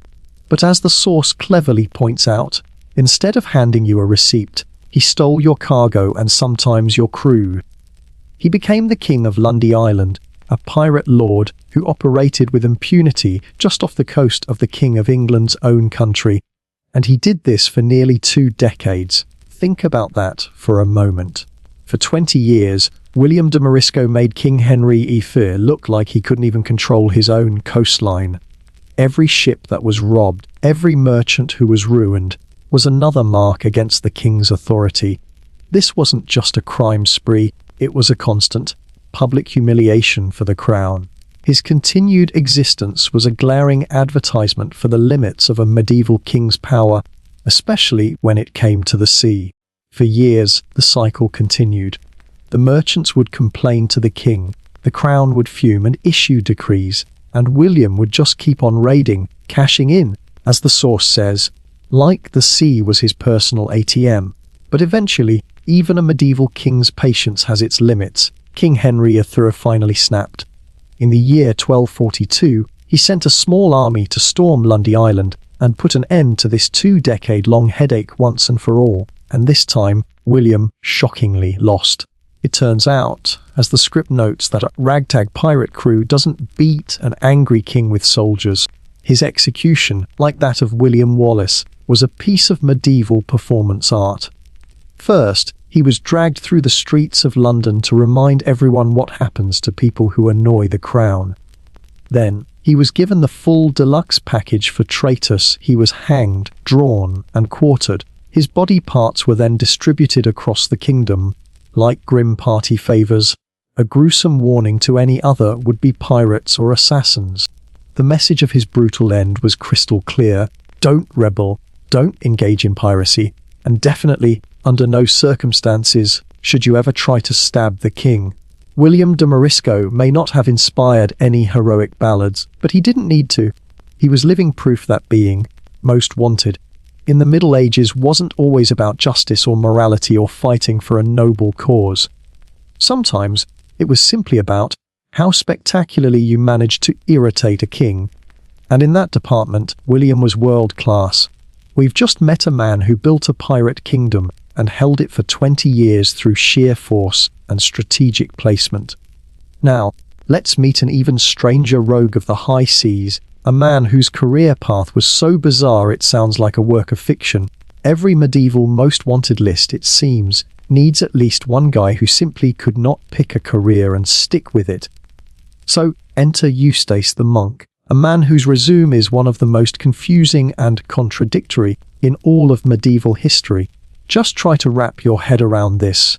His professional life included stints as a former Benedictine monk, a part-time sorcerer, a full-time pirate, and an occasional accountant. And yes, you heard that right, accountant. As the source so perfectly puts it, even criminals had to balance the books. Eustace was a man of many, many talents, most of them illegal, and all of them guaranteed to make powerful people very, very angry. His story is a chaotic whirlwind of changing loyalties, black magic, and naval warfare, a perfect example of a man who thrived in the violent and unpredictable world of the 13th century. Eustace was born around the year 1170 to a minor noble family. For reasons that historians still debate, he started his adult life in a monastery as a Benedictine monk, but it seems the quiet, contemplative life of prayer and solitude was not for him. He quickly ditched the holy life and re-entered the secular world. But he didn't just go back to being a normal nobleman. According to the legends that sprang up around him, he supposedly travelled to Toledo in Spain, a city famous at the time as a centre for learning, and, according to the rumours, a place where one could study black magic. Now, was he really a wizard who could summon storms and turn invisible? Probably not. But as the source cheekily notes, pirate wizard definitely sounds cooler than disgruntled ex-monk with anger issues. The reputation for sorcery would follow him throughout his life, adding another layer of fear and mystique to his already intimidating persona. After leaving the holy life, Eustace dabbled in law before promptly breaking it. After a bitter clash with his feudal lord, the Count of Boulogne, he was declared an outlaw. And what does any sensible, recently outlawed ex-monk with a background in black magic do? He runs to the sea and becomes a pirate, of course. Now, to understand how this was even a viable career path, you have to understand the naval situation at the time. Kings in the 13th century rarely had permanent, professional navies. They were simply too expensive to maintain year-round. So, when they needed to fight a war at sea, they did what any modern company does when it needs a specialist. They hired a freelancer. They would hire men like Eustace, mercenaries, privateers, basically licensed pirates, to do their fighting for them. Eustace, with his own ships and his own crew, became, as the source calls him, the ultimate freelancer in the gig economy of naval warfare. His first major client was King John of England. From about 1205 to 1212, Eustace worked for the English crown, using the Channel Islands as his base of operations. From there, he launched raid after raid, terrorizing French shipping and attacking towns along the Normandy coast. He was, for a time, one of King John's most effective and most feared naval commanders. But then, in 1212, he did what any good freelancer does. He took a better offer. He switched sides and started working for the King of France, and he immediately began using his expert knowledge of the English coast to raid the very people who had just recently been paying him. He was a true maritime entrepreneur, a man who was loyal only to the highest bidder. His unpredictable nature and his incredible success made him a legend in his own time. The stories that grew up around him were eventually collected in a book called The Romance of Eustace the Monk. These tales, which are probably mostly fiction, paint him as a master of disguise and a brilliant trickster, a sort of French Robin Hood of the seas. The stories are full of accounts of him humiliating his old enemy, the Count of Boulogne. In one tale, he disguises himself as a potter, in another, a shepherd, in another, a leper, and in one, even a woman, all to trick the Count and steal his horses. Now, again, these almost cartoonish stories of disguise are probably fiction, but they show how his reputation as a cunning, unpredictable rogue had completely captured the popular imagination.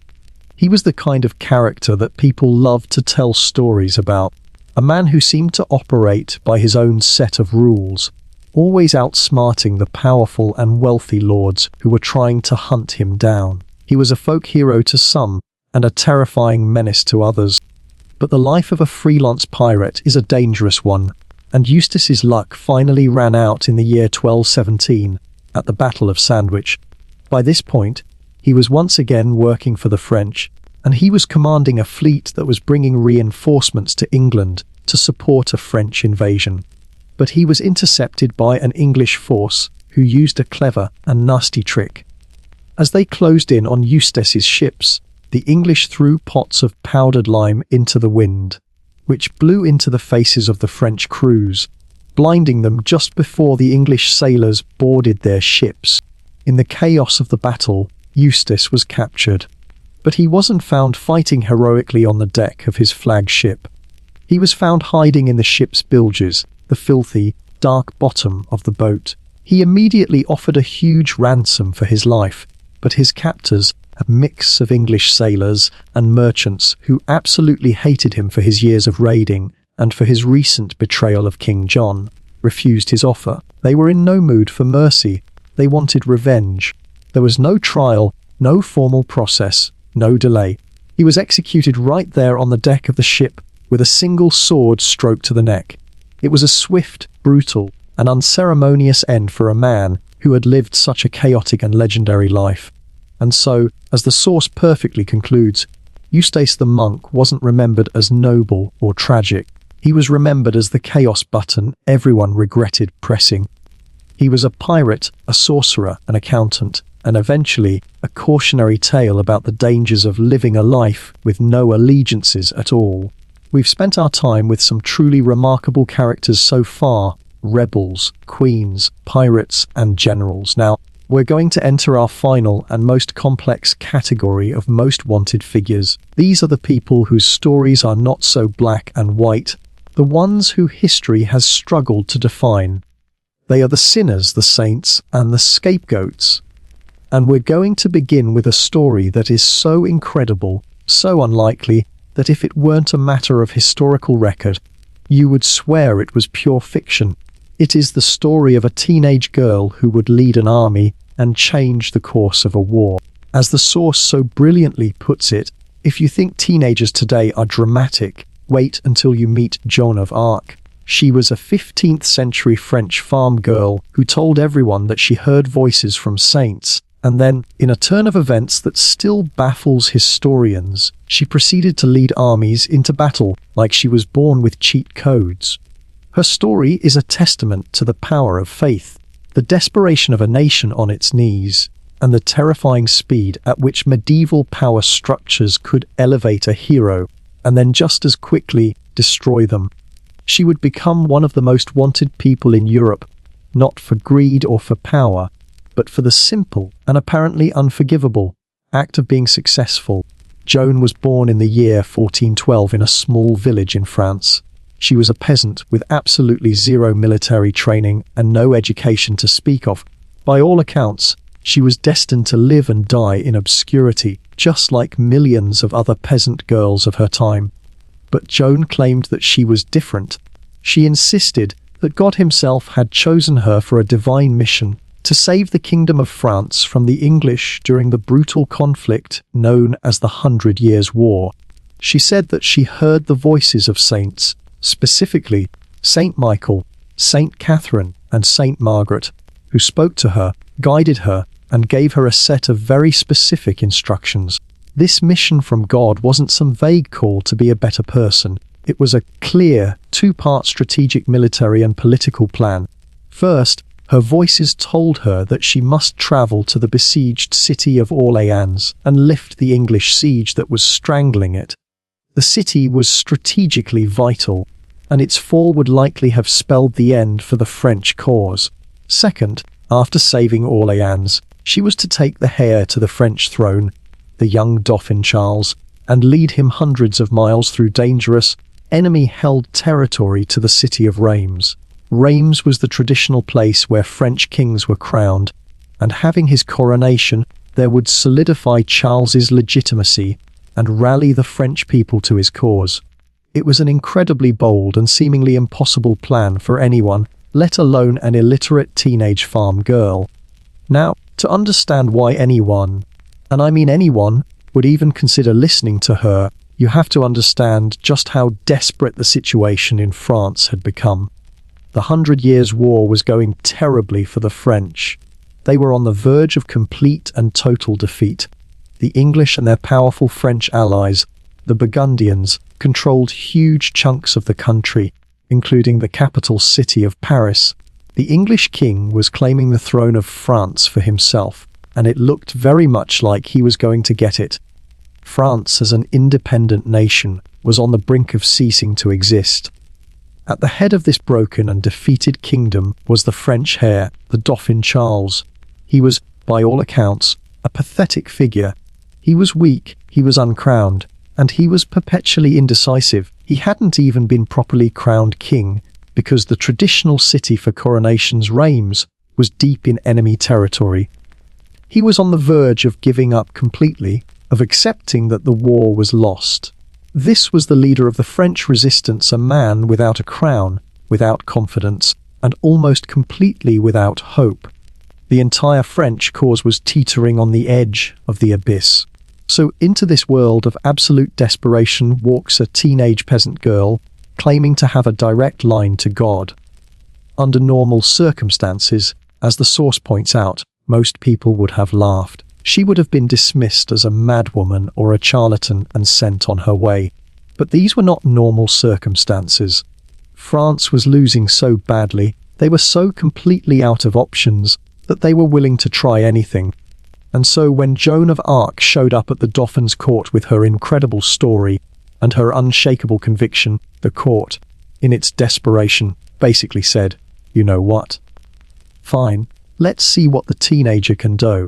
As the script so astutely observes, desperation makes for strange hiring practices. And then, the most incredible thing happened. Somehow, it started to work. After a lengthy examination by theologians to make sure she wasn't a heretic or a witch, the Dauphin gave her a chance. She was given a suit of armor, a banner to carry, and a small contingent of troops. She was transformed from a peasant girl into a symbol. She became, as the source describes her, a mascot and miracle worker rolled into one. Her presence had an almost magical effect on the French army and its commanders. These were soldiers who had known nothing but defeat for years.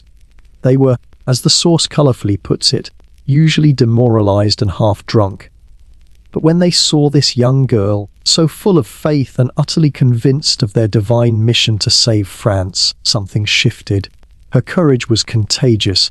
Her conviction gave them a reason to fight again. They suddenly rallied behind her. For the first time in a very long time, the French army had hope. And now this young girl, this new symbol of French defiance, was about to lead that newfound hope into its first great test, against the seemingly invincible English army that was slowly strangling the life out of the city of Orléans. So, with the hope of a demoralized nation suddenly resting on her teenage shoulders, Joan of Arc, the girl in shining armor, arrived at the siege of Orléans. The veteran French commanders were skeptical, to say the least, but her sheer, unshakable conviction had an undeniable effect on the troops. She was a living symbol of divine intervention, and the soldiers, who had known nothing but defeat, were suddenly ready to believe in miracles. They were about to witness one.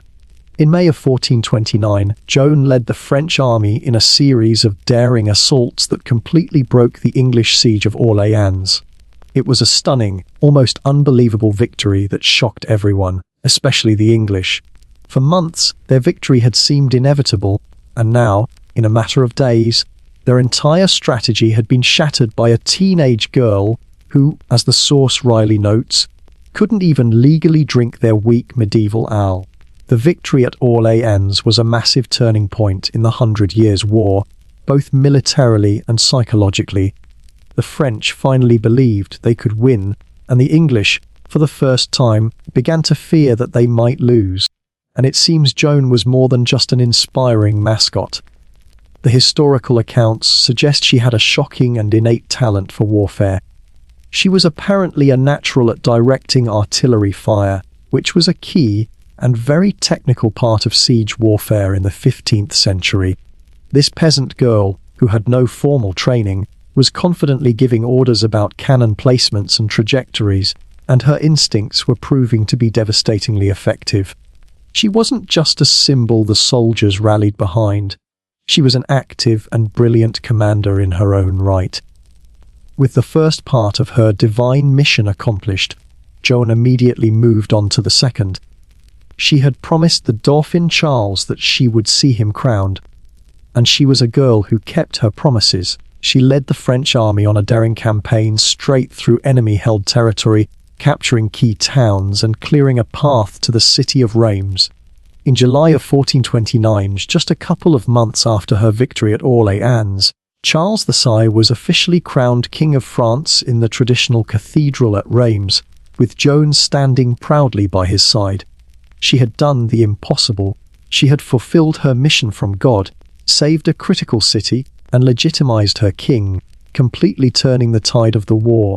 But as the source so wisely observes, John's rise was as fast as it was dangerous.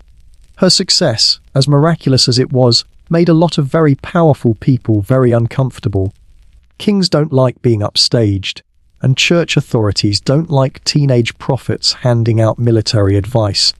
The French court was full of scheming nobles and cautious advisors who were now jealous of her influence over the new king, and the church was deeply suspicious of a young woman who claimed to have a direct line to God, a claim that bypassed their own authority completely. Her incredible success had turned her into a national symbol. But in the cynical world of medieval politics, as the source notes, that meant she was now a walking target with a bullseye painted by God himself. She had become too powerful, too popular, and too unconventional. She was a peasant girl who was leading armies, a woman who was wearing men's clothes, and a mystic who was advising a king. She was a threat to the established order of things, and the established order was about to push back hard. In May of 1430, during a minor military engagement, Joan was captured. She wasn't captured by the English, but by their allies, the Burgundian soldiers. And what happened next reveals the cold, transactional brutality of medieval politics. Her Burgundian captors didn't treat her as a prisoner of war. They treated her as a commodity. They sold her to their English allies like cattle. The English had finally gotten their hands on the woman who had humiliated them and derailed their conquest of France, and they had every intention of making her pay. And this is where Joan's story turns from a triumphant miracle into a heartbreaking tragedy.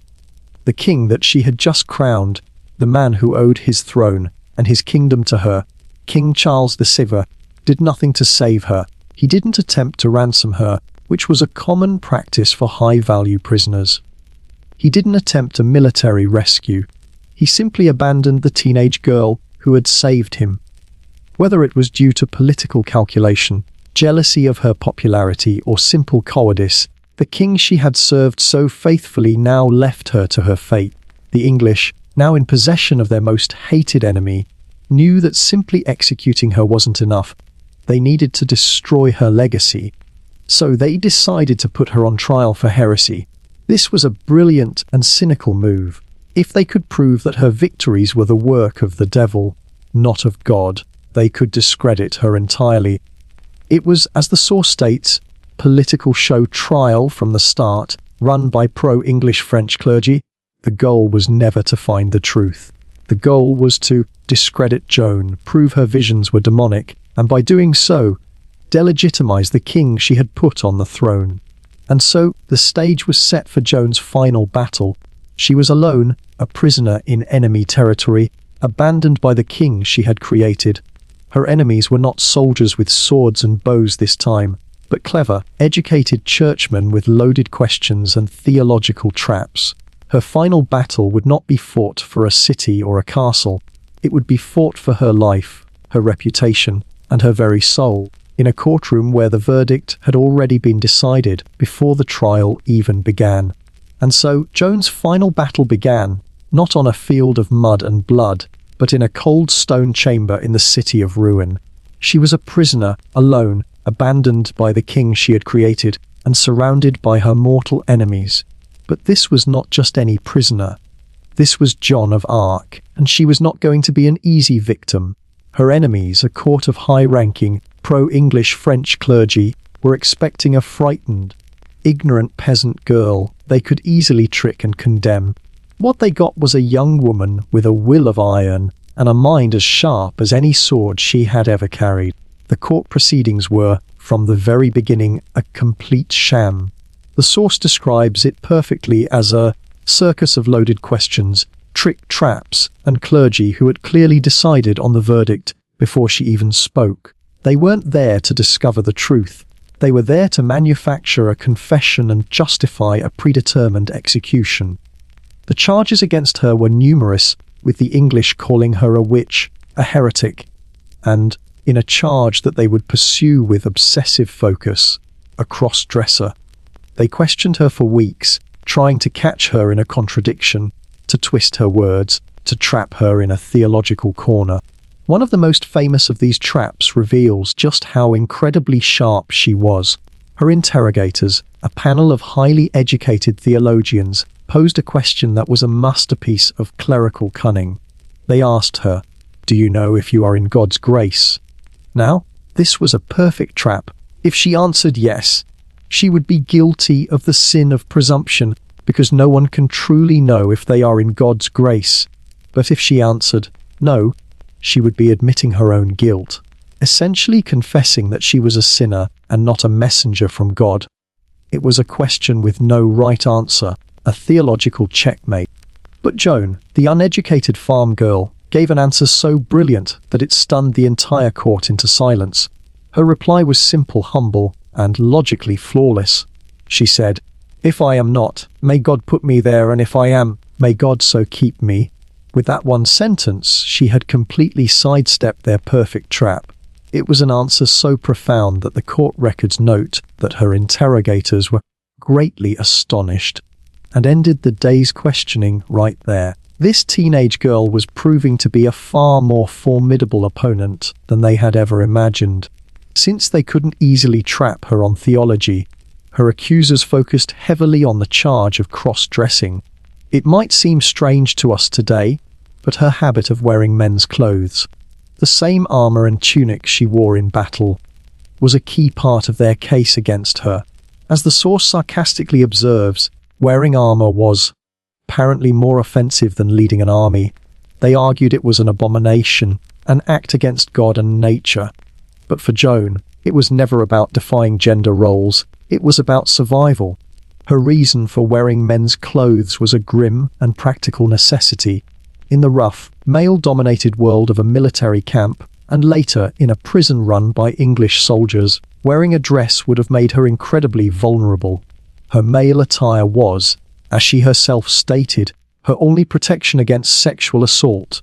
She even had her pants and tunic specially made, tied together with 20 straps to make them incredibly difficult to remove by force.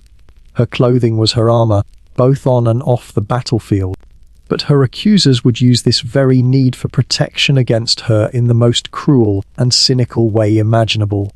Under immense pressure, and likely fearing for her life, Joan briefly recanted, agreeing to their demands, including a promise to wear a dress. But it was all a setup. Her jailers took away her dress and left only men's clothes in her cell. This was a cruel twist designed to force her hand. Left with no other option, she put the men's clothes back on, an act that her judges immediately seized upon as proof that she had relapsed into heresy. This gave them the legal justification they needed to pass the sentence they had wanted all along: death. In 1431, at the age of just 19, Joan of Arc was taken to the marketplace in Rouen and burned alive at the stake. The source offers a grim insight into the nature of these events, noting that crowds gathered not to mourn, but to watch the show. Public execution was, in a very real sense, basically medieval Netflix, a form of public entertainment, and the burning of a famous heretic was a headline event. But even in her final moments, Joan's faith was unshakable. As the flames were lit, she asked for a cross to be held up high, so she could see it as she died. One English soldier was so moved by her piety and courage that he quickly fashioned one for her out of 2 sticks and held it up for her. Her death was a brutal, political act, but her final moments were a testament to the incredible faith that had guided her entire life. And now for the final, ironic chapter of her story. Decades after her execution, with the French having finally won the 100 Years' War, the case was reopened. As the source humorously puts it, the church did a medieval oops and a new trial cleared her of all charges. She was officially declared a martyr, but it didn't stop there. Nearly 500 years after they had burned her as a heretic, in the year 1920, the same institution canonized her as a saint.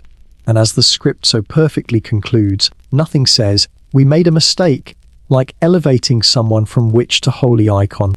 In the end, Joan of Arc wasn't just wanted by the English.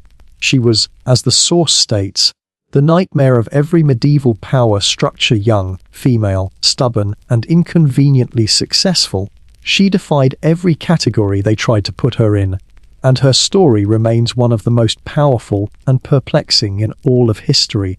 We've just left the tragic and inspiring story of Joan of Arc, a young woman who was ultimately canonized as a saint. Now, our journey into the world of sinners, saints, and scapegoats is about to take a very, very dark turn. We are going to meet a woman who is remembered not as a saint, but as one of history's most prolific and monstrous serial killers. As the source so perfectly puts it, when you think of a medieval noblewoman, you might picture embroidery, poetry, and the occasional diplomatic marriage. Elizabeth B. Thory apparently missed that memo and instead went for possible serial killer and unofficial brand ambassador for blood-based skincare.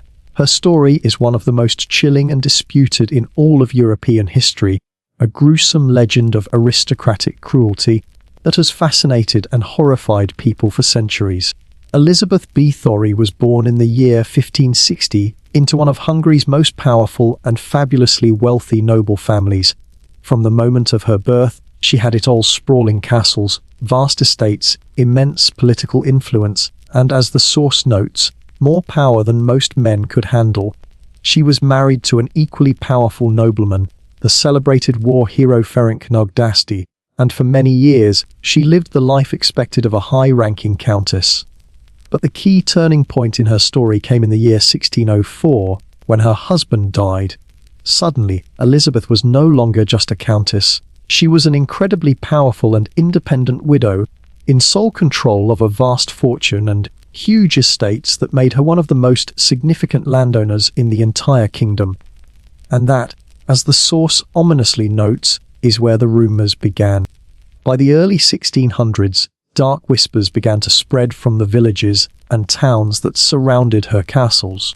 The rumours claimed that young servant girls who went to work for the powerful countess had a habit of disappearing. At first, they were just whispers, the kind of gossip that often surrounds the rich and powerful. But the stories grew more frequent, more detailed, and more terrifying. The whispers alleged that Elizabeth wasn't just bossing around her peasant servants, she was allegedly torturing and murdering them. And not just a few. The stories claimed she was responsible for the deaths of hundreds of young women. The most famous and enduring part of her legend, the detail that would earn her the nickname, the Blood Countess, was the alleged motive behind these horrific crimes. The stories claimed that Elizabeth was obsessed with her own beauty and terrified of aging, and that she had discovered a gruesome secret to eternal youth. She tortured young virgin girls and then bathed in their blood to keep her own skin smooth and youthful. If this is true, then, as the source so wittily puts it, she basically invented Sephora's most terrifying loyalty program. This single, chilling image of a noblewoman bathing in the blood of her victims is what has cemented her in history as a real-life vampire. The alleged torture methods that were later described in witness testimonies were a catalogue of absolute horror. The stories were of unspeakable cruelty. They claimed she would jam pins and needles under the fingernails of the young girls. They accused her of biting off chunks of their flesh in fits of rage. Some tales even claimed she would have girls tied down, smeared with honey, and then left outside to be viciously attacked by bees and other insects. These were not just murders, they were acts of prolonged, sadistic torture designed to inflict the maximum amount of pain and suffering. For years, these were just rumors, and no one in a position of authority seemed to care. But then, something changed. According to the historical record, the official investigation into her activities only began after she allegedly started killing the daughters of lesser nobles, not just peasant girls. As the source cynically but accurately notes, apparently, peasant girls didn't count. As long as the victims were poor and powerless, the authorities were willing to look the other way. But when the daughters of the gentry started to disappear, the king was finally forced to act. In the year 1610, King Matthias of Hungary sent a team of investigators, led by Elizabeth's own cousin, to her main castle to find out what was going on. What they claimed to have found was a house of horrors. They reported discovering the bodies of dead and dying servant girls scattered throughout the castle. Following this raid, the official investigation began in earnest. Testimonies started to pile up from over 300 witnesses, including servants, villagers, and former victims who had managed to escape. The number of alleged victims reported in these testimonies was staggering, ranging from a few dozen all the way up to over 600. Now, with this mountain of gruesome testimony, you would expect a sensational public trial, but that's not what happened. Because of her incredibly high noble status and her powerful family connections, a public trial would have been a massive scandal that would have disgraced one of the most powerful families in Hungary. So, the authorities decided to handle it quietly. Instead of a trial, Elizabeth B. Thorry received what the source calls the medieval equivalent of being cancelled permanent house arrest. But her house arrest was not a comfortable confinement in a cozy cottage.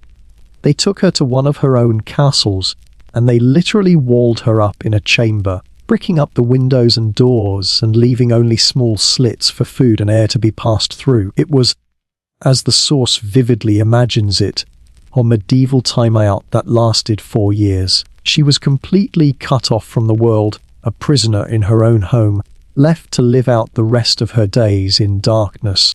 She died in her bricked-up chamber in the year 1614. But her story was far from over. To this day, she is remembered as the Blood Countess, the woman who, as the source jokes, may or may not have been trying to outdo Dracula in skincare routines. Her name has become synonymous with aristocratic evil and depravity. She is, as the source perfectly summarizes, a chilling mix of horror story, political cautionary tale, and the reason no one in Hungary looked at bathtubs the same way again. But as we are about to see, the story of the evil countess, as terrifying as it is, might not be the whole truth. We've just heard the horrifying legend of the Blood Countess, a story of unbelievable cruelty and sadistic vanity. It's a tale that has been told for over 400 years, cementing Elizabeth B. Thorry's reputation as one of history's greatest monsters. But what if it isn't true? What if the entire, gruesome story is nothing more than a carefully constructed lie? As the source makes very clear, we need to take a step back, because some historians argue these tales were exaggerated or even fabricated. We are now going to look at the other side of the story, the theory that Elizabeth B. Thorry wasn't a serial killer at all, but was instead the victim of one of the most successful smear campaigns in history. To understand this theory, you have to understand the precarious position of a powerful woman in the 17th century. As we've already discussed, Elizabeth B. Thorry was an incredibly rich, and after her husband's death, an incredibly powerful and independent widow. She controlled a vast fortune and huge estates, making her a major political and economic player in the Kingdom of Hungary. And in a world completely dominated by men, a woman with that much power and no husband to control her was seen as a dangerous anomaly.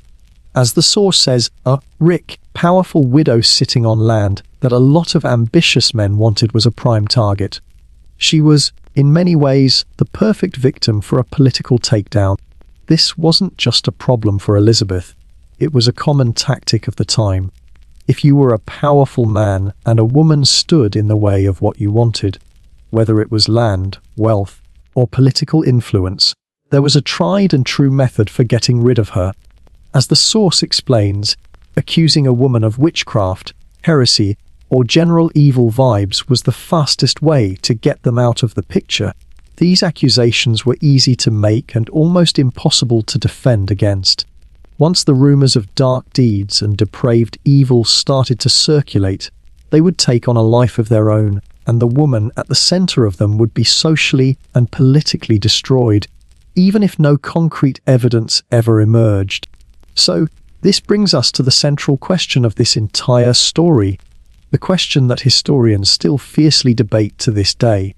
As the source puts it, was she really a vampire countess, or just a victim of a medieval smear campaign? The legend is certainly compelling, but when you start to look at who stood to gain from her downfall, a very different and much more cynical picture begins to emerge. There is strong evidence to suggest that there was a full-blown political conspiracy against her, orchestrated by people who had very powerful motives to see her destroyed. Let's start with motive number 1, and it is a big one. According to the historical record, King Matthias II of Hungary owed her family a massive debt, which was conveniently cancelled after she was imprisoned. Let that sink in for a moment. The king of the country, the very man who ordered the investigation into her, had a huge financial incentive to see her removed from power. If she was convicted, or even just imprisoned and stripped of her lands, his enormous debt to her wealthy family would simply disappear. That is a massive conflict of interest, and it casts a very dark shadow of suspicion over the entire official investigation. And the king wasn't the only one who stood to benefit. Let's look at motive number 2, a good old-fashioned land grab. The source tells us that her own relatives and political rivals stood to gain all her land and wealth by having her removed. One of the key figures who benefited from her fall was her own cousin, a man named Jew Reggie Thurza, who was the very person the king put in charge of the investigation. He and other members of her extended family were able to seize control of her vast estates after she was imprisoned. It's a story as old as time, a wealthy woman with no male protector, surrounded by greedy relatives and political rivals all circling like vultures, just waiting for an excuse to tear her fortune apart. With these powerful motives in mind, we have to look at the evidence against her in a new, more skeptical light. What about the testimonies from over 300 witnesses? We have to remember that these testimonies were gathered in an age with no concept of modern legal standards. Witnesses were often tortured or threatened to extract confessions. The stories themselves, with their lurid details of bathing in blood and other grotesque tortures, sound less like factual eyewitness accounts and more like the kind of standard tropes and folklore that were common in witch trials all across Europe at the time.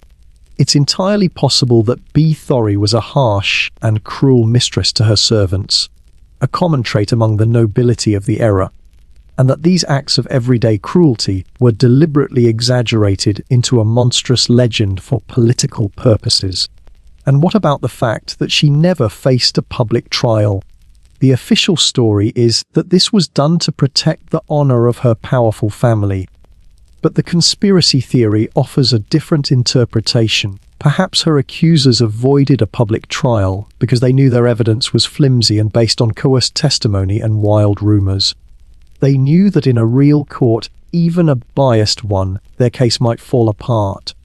A quiet, swift imprisonment, with no chance for her to defend herself, was a much safer and cleaner way to get her out of the picture. In the end, we will probably never know the absolute truth. Was Elizabeth B. Thorry a sadistic monster, a vicious serial killer who butchered hundreds of young girls? Or was she simply an inconveniently powerful woman who was framed by the greedy and ambitious men who wanted her wealth and power for themselves? The truth is likely buried forever under centuries of rumor, legend, and political propaganda.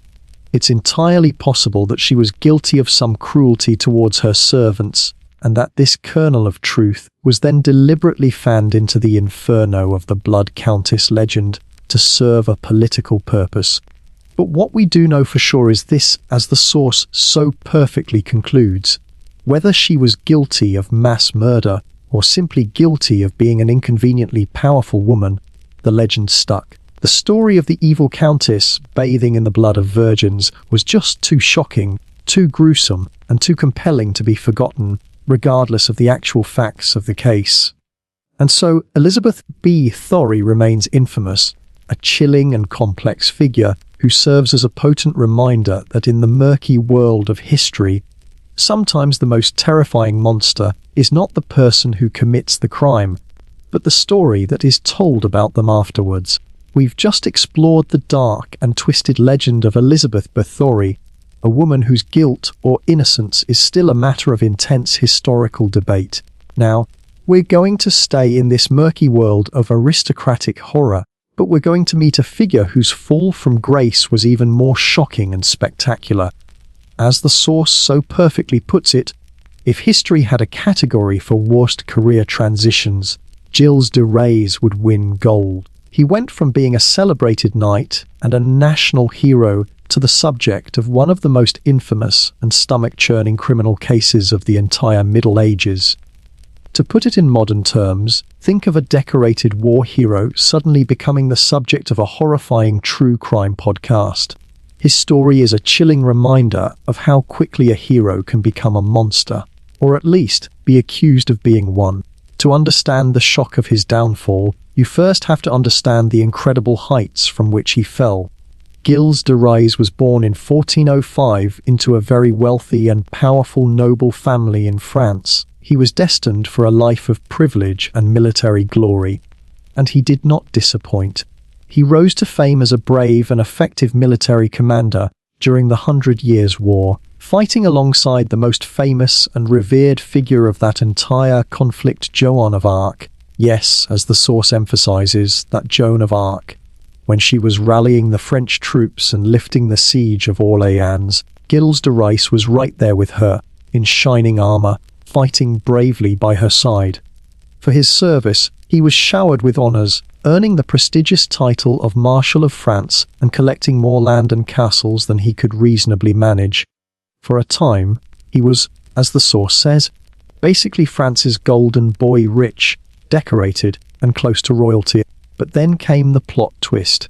After Joan's capture and execution, something seemed to break in Gilles de Rais. He retired from military life and retreated to his vast estates. Now, retirement for most nobles at the time meant a life of hunting, engaging in local politics, or throwing the occasional lavish banquet. Gilles, apparently, decided to try something a little bit darker. He began to squander his massive fortune at a truly catastrophic rate. He funded extravagant theatrical plays with new, elaborate costumes for every single performance. And he maintained a massive private army of 200 men, complete with their own priests and choir boys. His spending was legendary, and it quickly drove him to the brink of bankruptcy. Bankrupt and desperate, the rumors began to spread.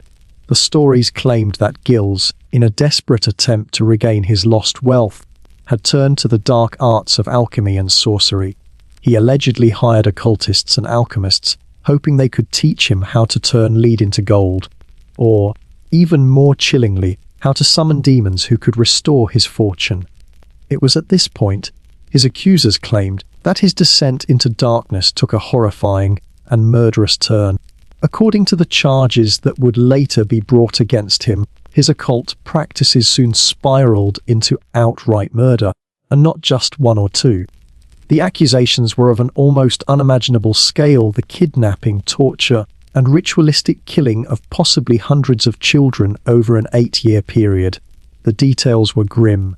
The victims were said to be mostly young peasant boys who were lured to his remote castles with promises of work or food, only to be subjected to unspeakable horrors before being killed. It was a story so monstrous it was almost unbelievable. A national hero, a comrade in arms of Saint Joan, was now being accused of being one of the most prolific child murderers in history. Of course, just like with Elizabeth B. Thorey, we have to approach this story with a bit of caution. As the source wisely notes, this was the Middle Ages, where exaggeration was practically a sport. Some modern historians argue that the charges against him were massively inflated, or perhaps even fabricated, by his political enemies, like the powerful Duke of Brittany, and even by his own greedy family members, all of whom wanted to seize his remaining lands. But other historians argue that the evidence, particularly the horrific and incredibly detailed testimonies given at his trial by his closest accomplices, was simply too overwhelming to dismiss. The debate over his guilt, much like with B. Thury, continues to this day. What is not debated is what happened next. In the year 1440, Giles was arrested and put on trial by both the church and the state. His defense was, as the source puts it, basically non-existent. After initially being defiant and refusing to cooperate, he was threatened with torture. Under that threat, he broke down and confessed to everything. Now, whether that confession was driven by genuine guilt, by the coercion of his interrogators, or simply by the hopeless realization that he was doomed no matter what, is anyone's guess. But his confession was, by all accounts, stomach-churning, describing in graphic detail the abuse and murder of the children. With his confession secured, the verdict was swift and predictable, guilty on every count. His sentence was what the source calls the deluxe medieval execution package, and then burned, because apparently one method wasn't enough for a man this notorious. On October 26, 1440, Giles de Rais, the former Marshal of France and hero of the 100 Years' War, met his fiery end. And just like with other famous executions of the time, crowds gathered not out of pity, but to watch the spectacle. As the source grimly observes, Execution Day was medieval Europe's favourite form of reality TV. So, what do we make of Giles de Rais? The question still hangs over his story. Was he, as some believe, a scapegoat for political greed, a man whose enemies manufactured a monstrous legend to steal his land? Or was he truly the boogeyman of French history, a celebrated hero who was secretly hiding an unimaginable darkness? Either way, his story became the ultimate cautionary tale. It's a terrifying reminder that the line between good and evil can sometimes be horrifyingly thin, and a stark warning that, as the source so powerfully concludes, today's hero can be tomorrow's horror story. We've just walked through the horrifying story of Giles de Rais, a man accused of the most depraved and violent crimes imaginable. Our final story in this chapter on sinners, saints, and scapegoats is about a person who was just as wanted and just as condemned, but whose crime was of a completely different nature. Her weapon wasn't a sword or a dagger, it was a pen. And her crime wasn't murder, it was an idea. As the source so perfectly puts it, if medieval authorities hated anything more than rebellion, it was a woman with opinions, especially ones written down. Enter Marguerite Porete, a French mystic from the late 13th century who decided that the church wasn't explaining God properly, so she took it upon herself to write a book about it. In her time, that act alone was practically a death wish. Margaret's work, a book called The Mirror of Simple Souls, was not some casual devotional or a simple collection of prayers. It was, as the source describes it, a full-blown mystical manual that argued for a radical idea. And one of the first things that made it so dangerous was the language she chose to write it in. At a time when all serious theological works were written in the church-mandated Latin, a language that only the educated clergy could read, Margaret wrote her book in everyday French. This was a revolutionary act. It meant that her ideas were accessible not just to priests and bishops, but to ordinary people, merchants, nobles, and even women who could read their native tongue. She was deliberately bypassing the church's monopoly on spiritual knowledge. But it was the idea at the heart of the book that was the real problem. Marguerite proposed a radical and beautiful, but to the church, a deeply dangerous concept. She argued that a truly devout soul could achieve such a perfect and loving union with God that it becomes or annihilated. By this, she meant that the soul loses its own will entirely and comes to possess only the will of God. It's a state of pure mystical union, a complete surrender to the divine. So far, this might sound like something the church could get behind. But it's what she said came next that got her into so much trouble. Parit argued that a soul that has reached this perfect state of annihilation transcends the need for the church's rules. Think about what that means.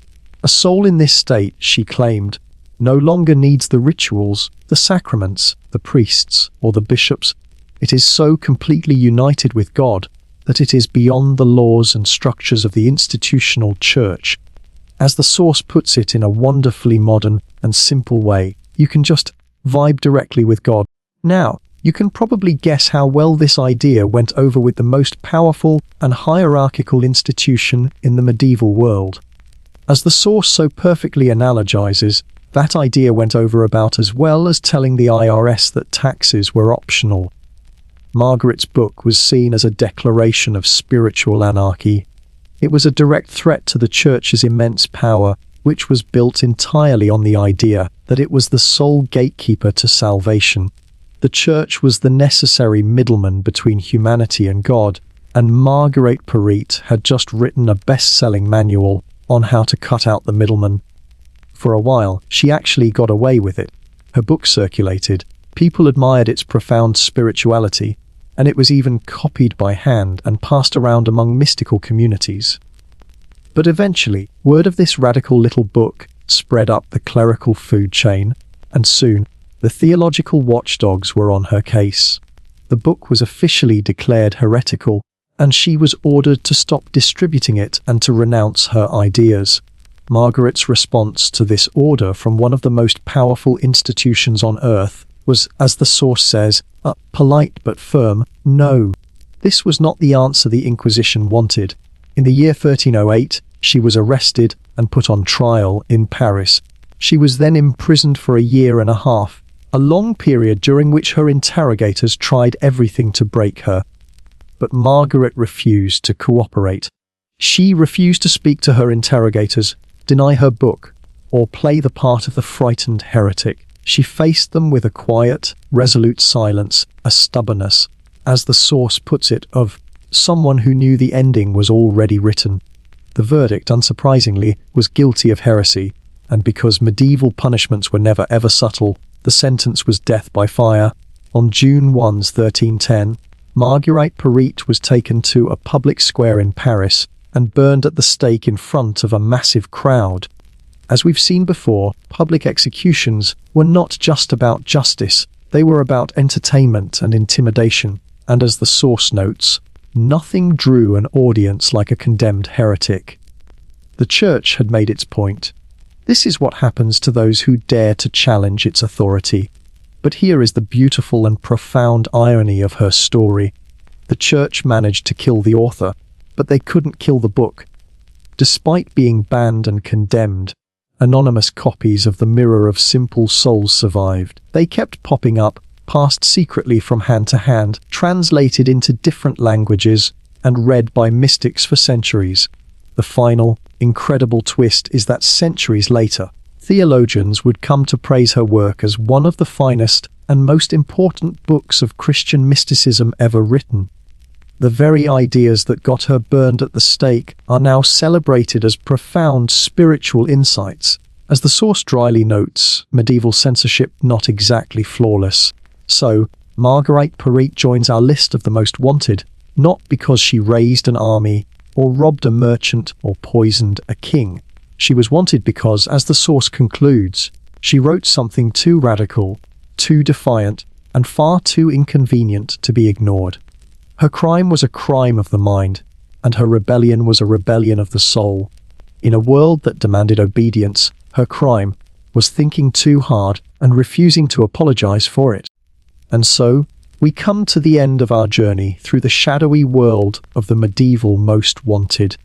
We've walked alongside a cast of characters so diverse and so dramatic they feel like they belong in a work of fiction. We've stood on the misty highlands with William Wallace, a man whose brutal death only cemented his legend as a national hero. We've vanished into the Welsh mountains with the ghostly Prince Owain Glyndŵr, the rebel who was never caught. We've slogged through the swamps with Hereward the Wake, the last Saxon who refused to bow to a conqueror. We've navigated the treacherous courts of Europe with the brilliant and dangerous Eleanor of Aquitaine, a queen who played the Game of Thrones better than any king. We've witnessed the genius of Janware, K.A., the blind general who turned peasants into night killers. We've stared into the abyss with Vlad the Impaler, a man who weaponized terror itself. We've sailed the high seas with rogues like William de Morisco and the chaotic Eustace the Monk.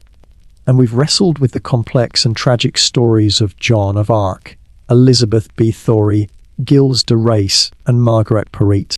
As we look back on all these incredible lives, it's worth returning to the question we asked at the very beginning. What did it really mean to be most wanted? In the Middle Ages, as we've seen, it was rarely about simple theft or even murder. The true crime, the one that would get your name read aloud in the town square and a price put on your head, was something far more threatening to the established order. Their real crime was challenging the system. Each of these individuals, in their own unique way, represented a direct, personal threat to a king's power, a pope's authority, or the entire feudal order. They were, as we said at the start, living, breathing symbols of defiance. We saw this most clearly with the national rebels like Wallace, Glyndar, and Hereward.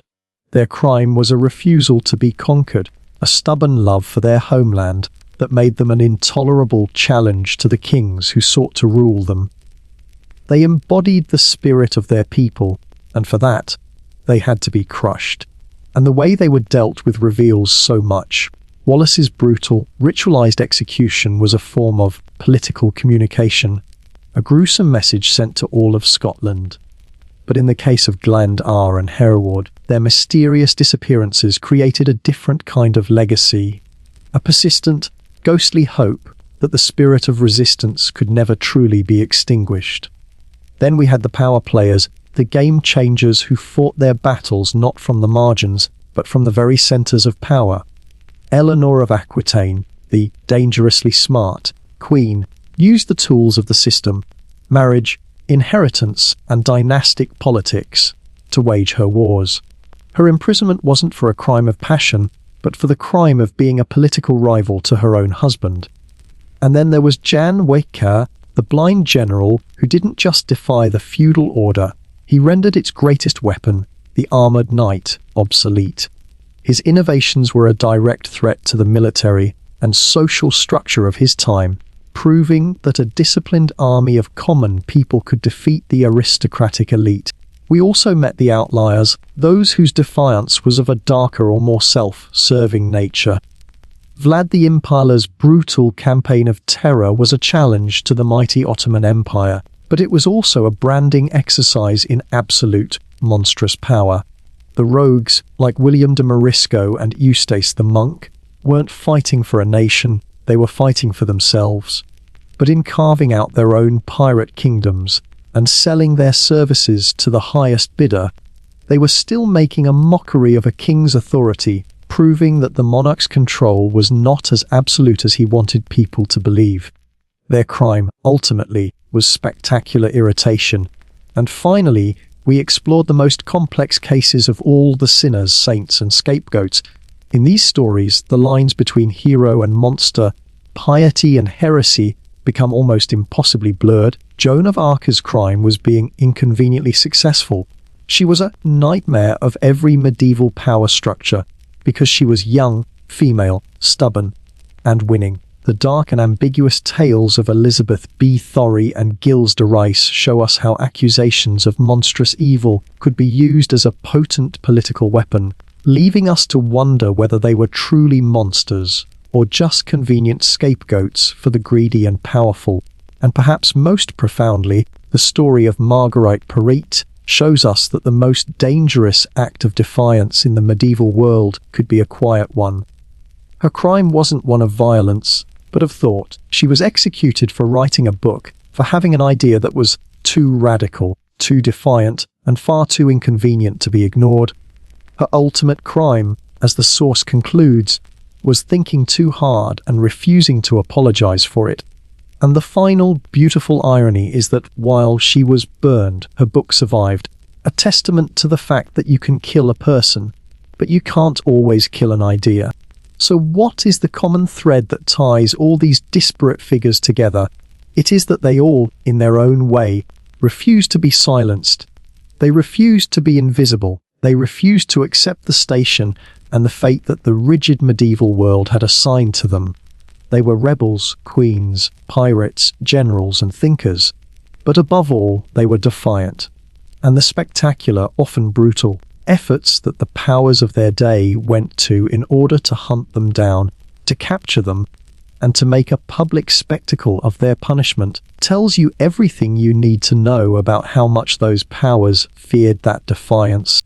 Thank you so much for joining me on this long and winding journey through some of the most fascinating and dangerous lives of the Middle Ages.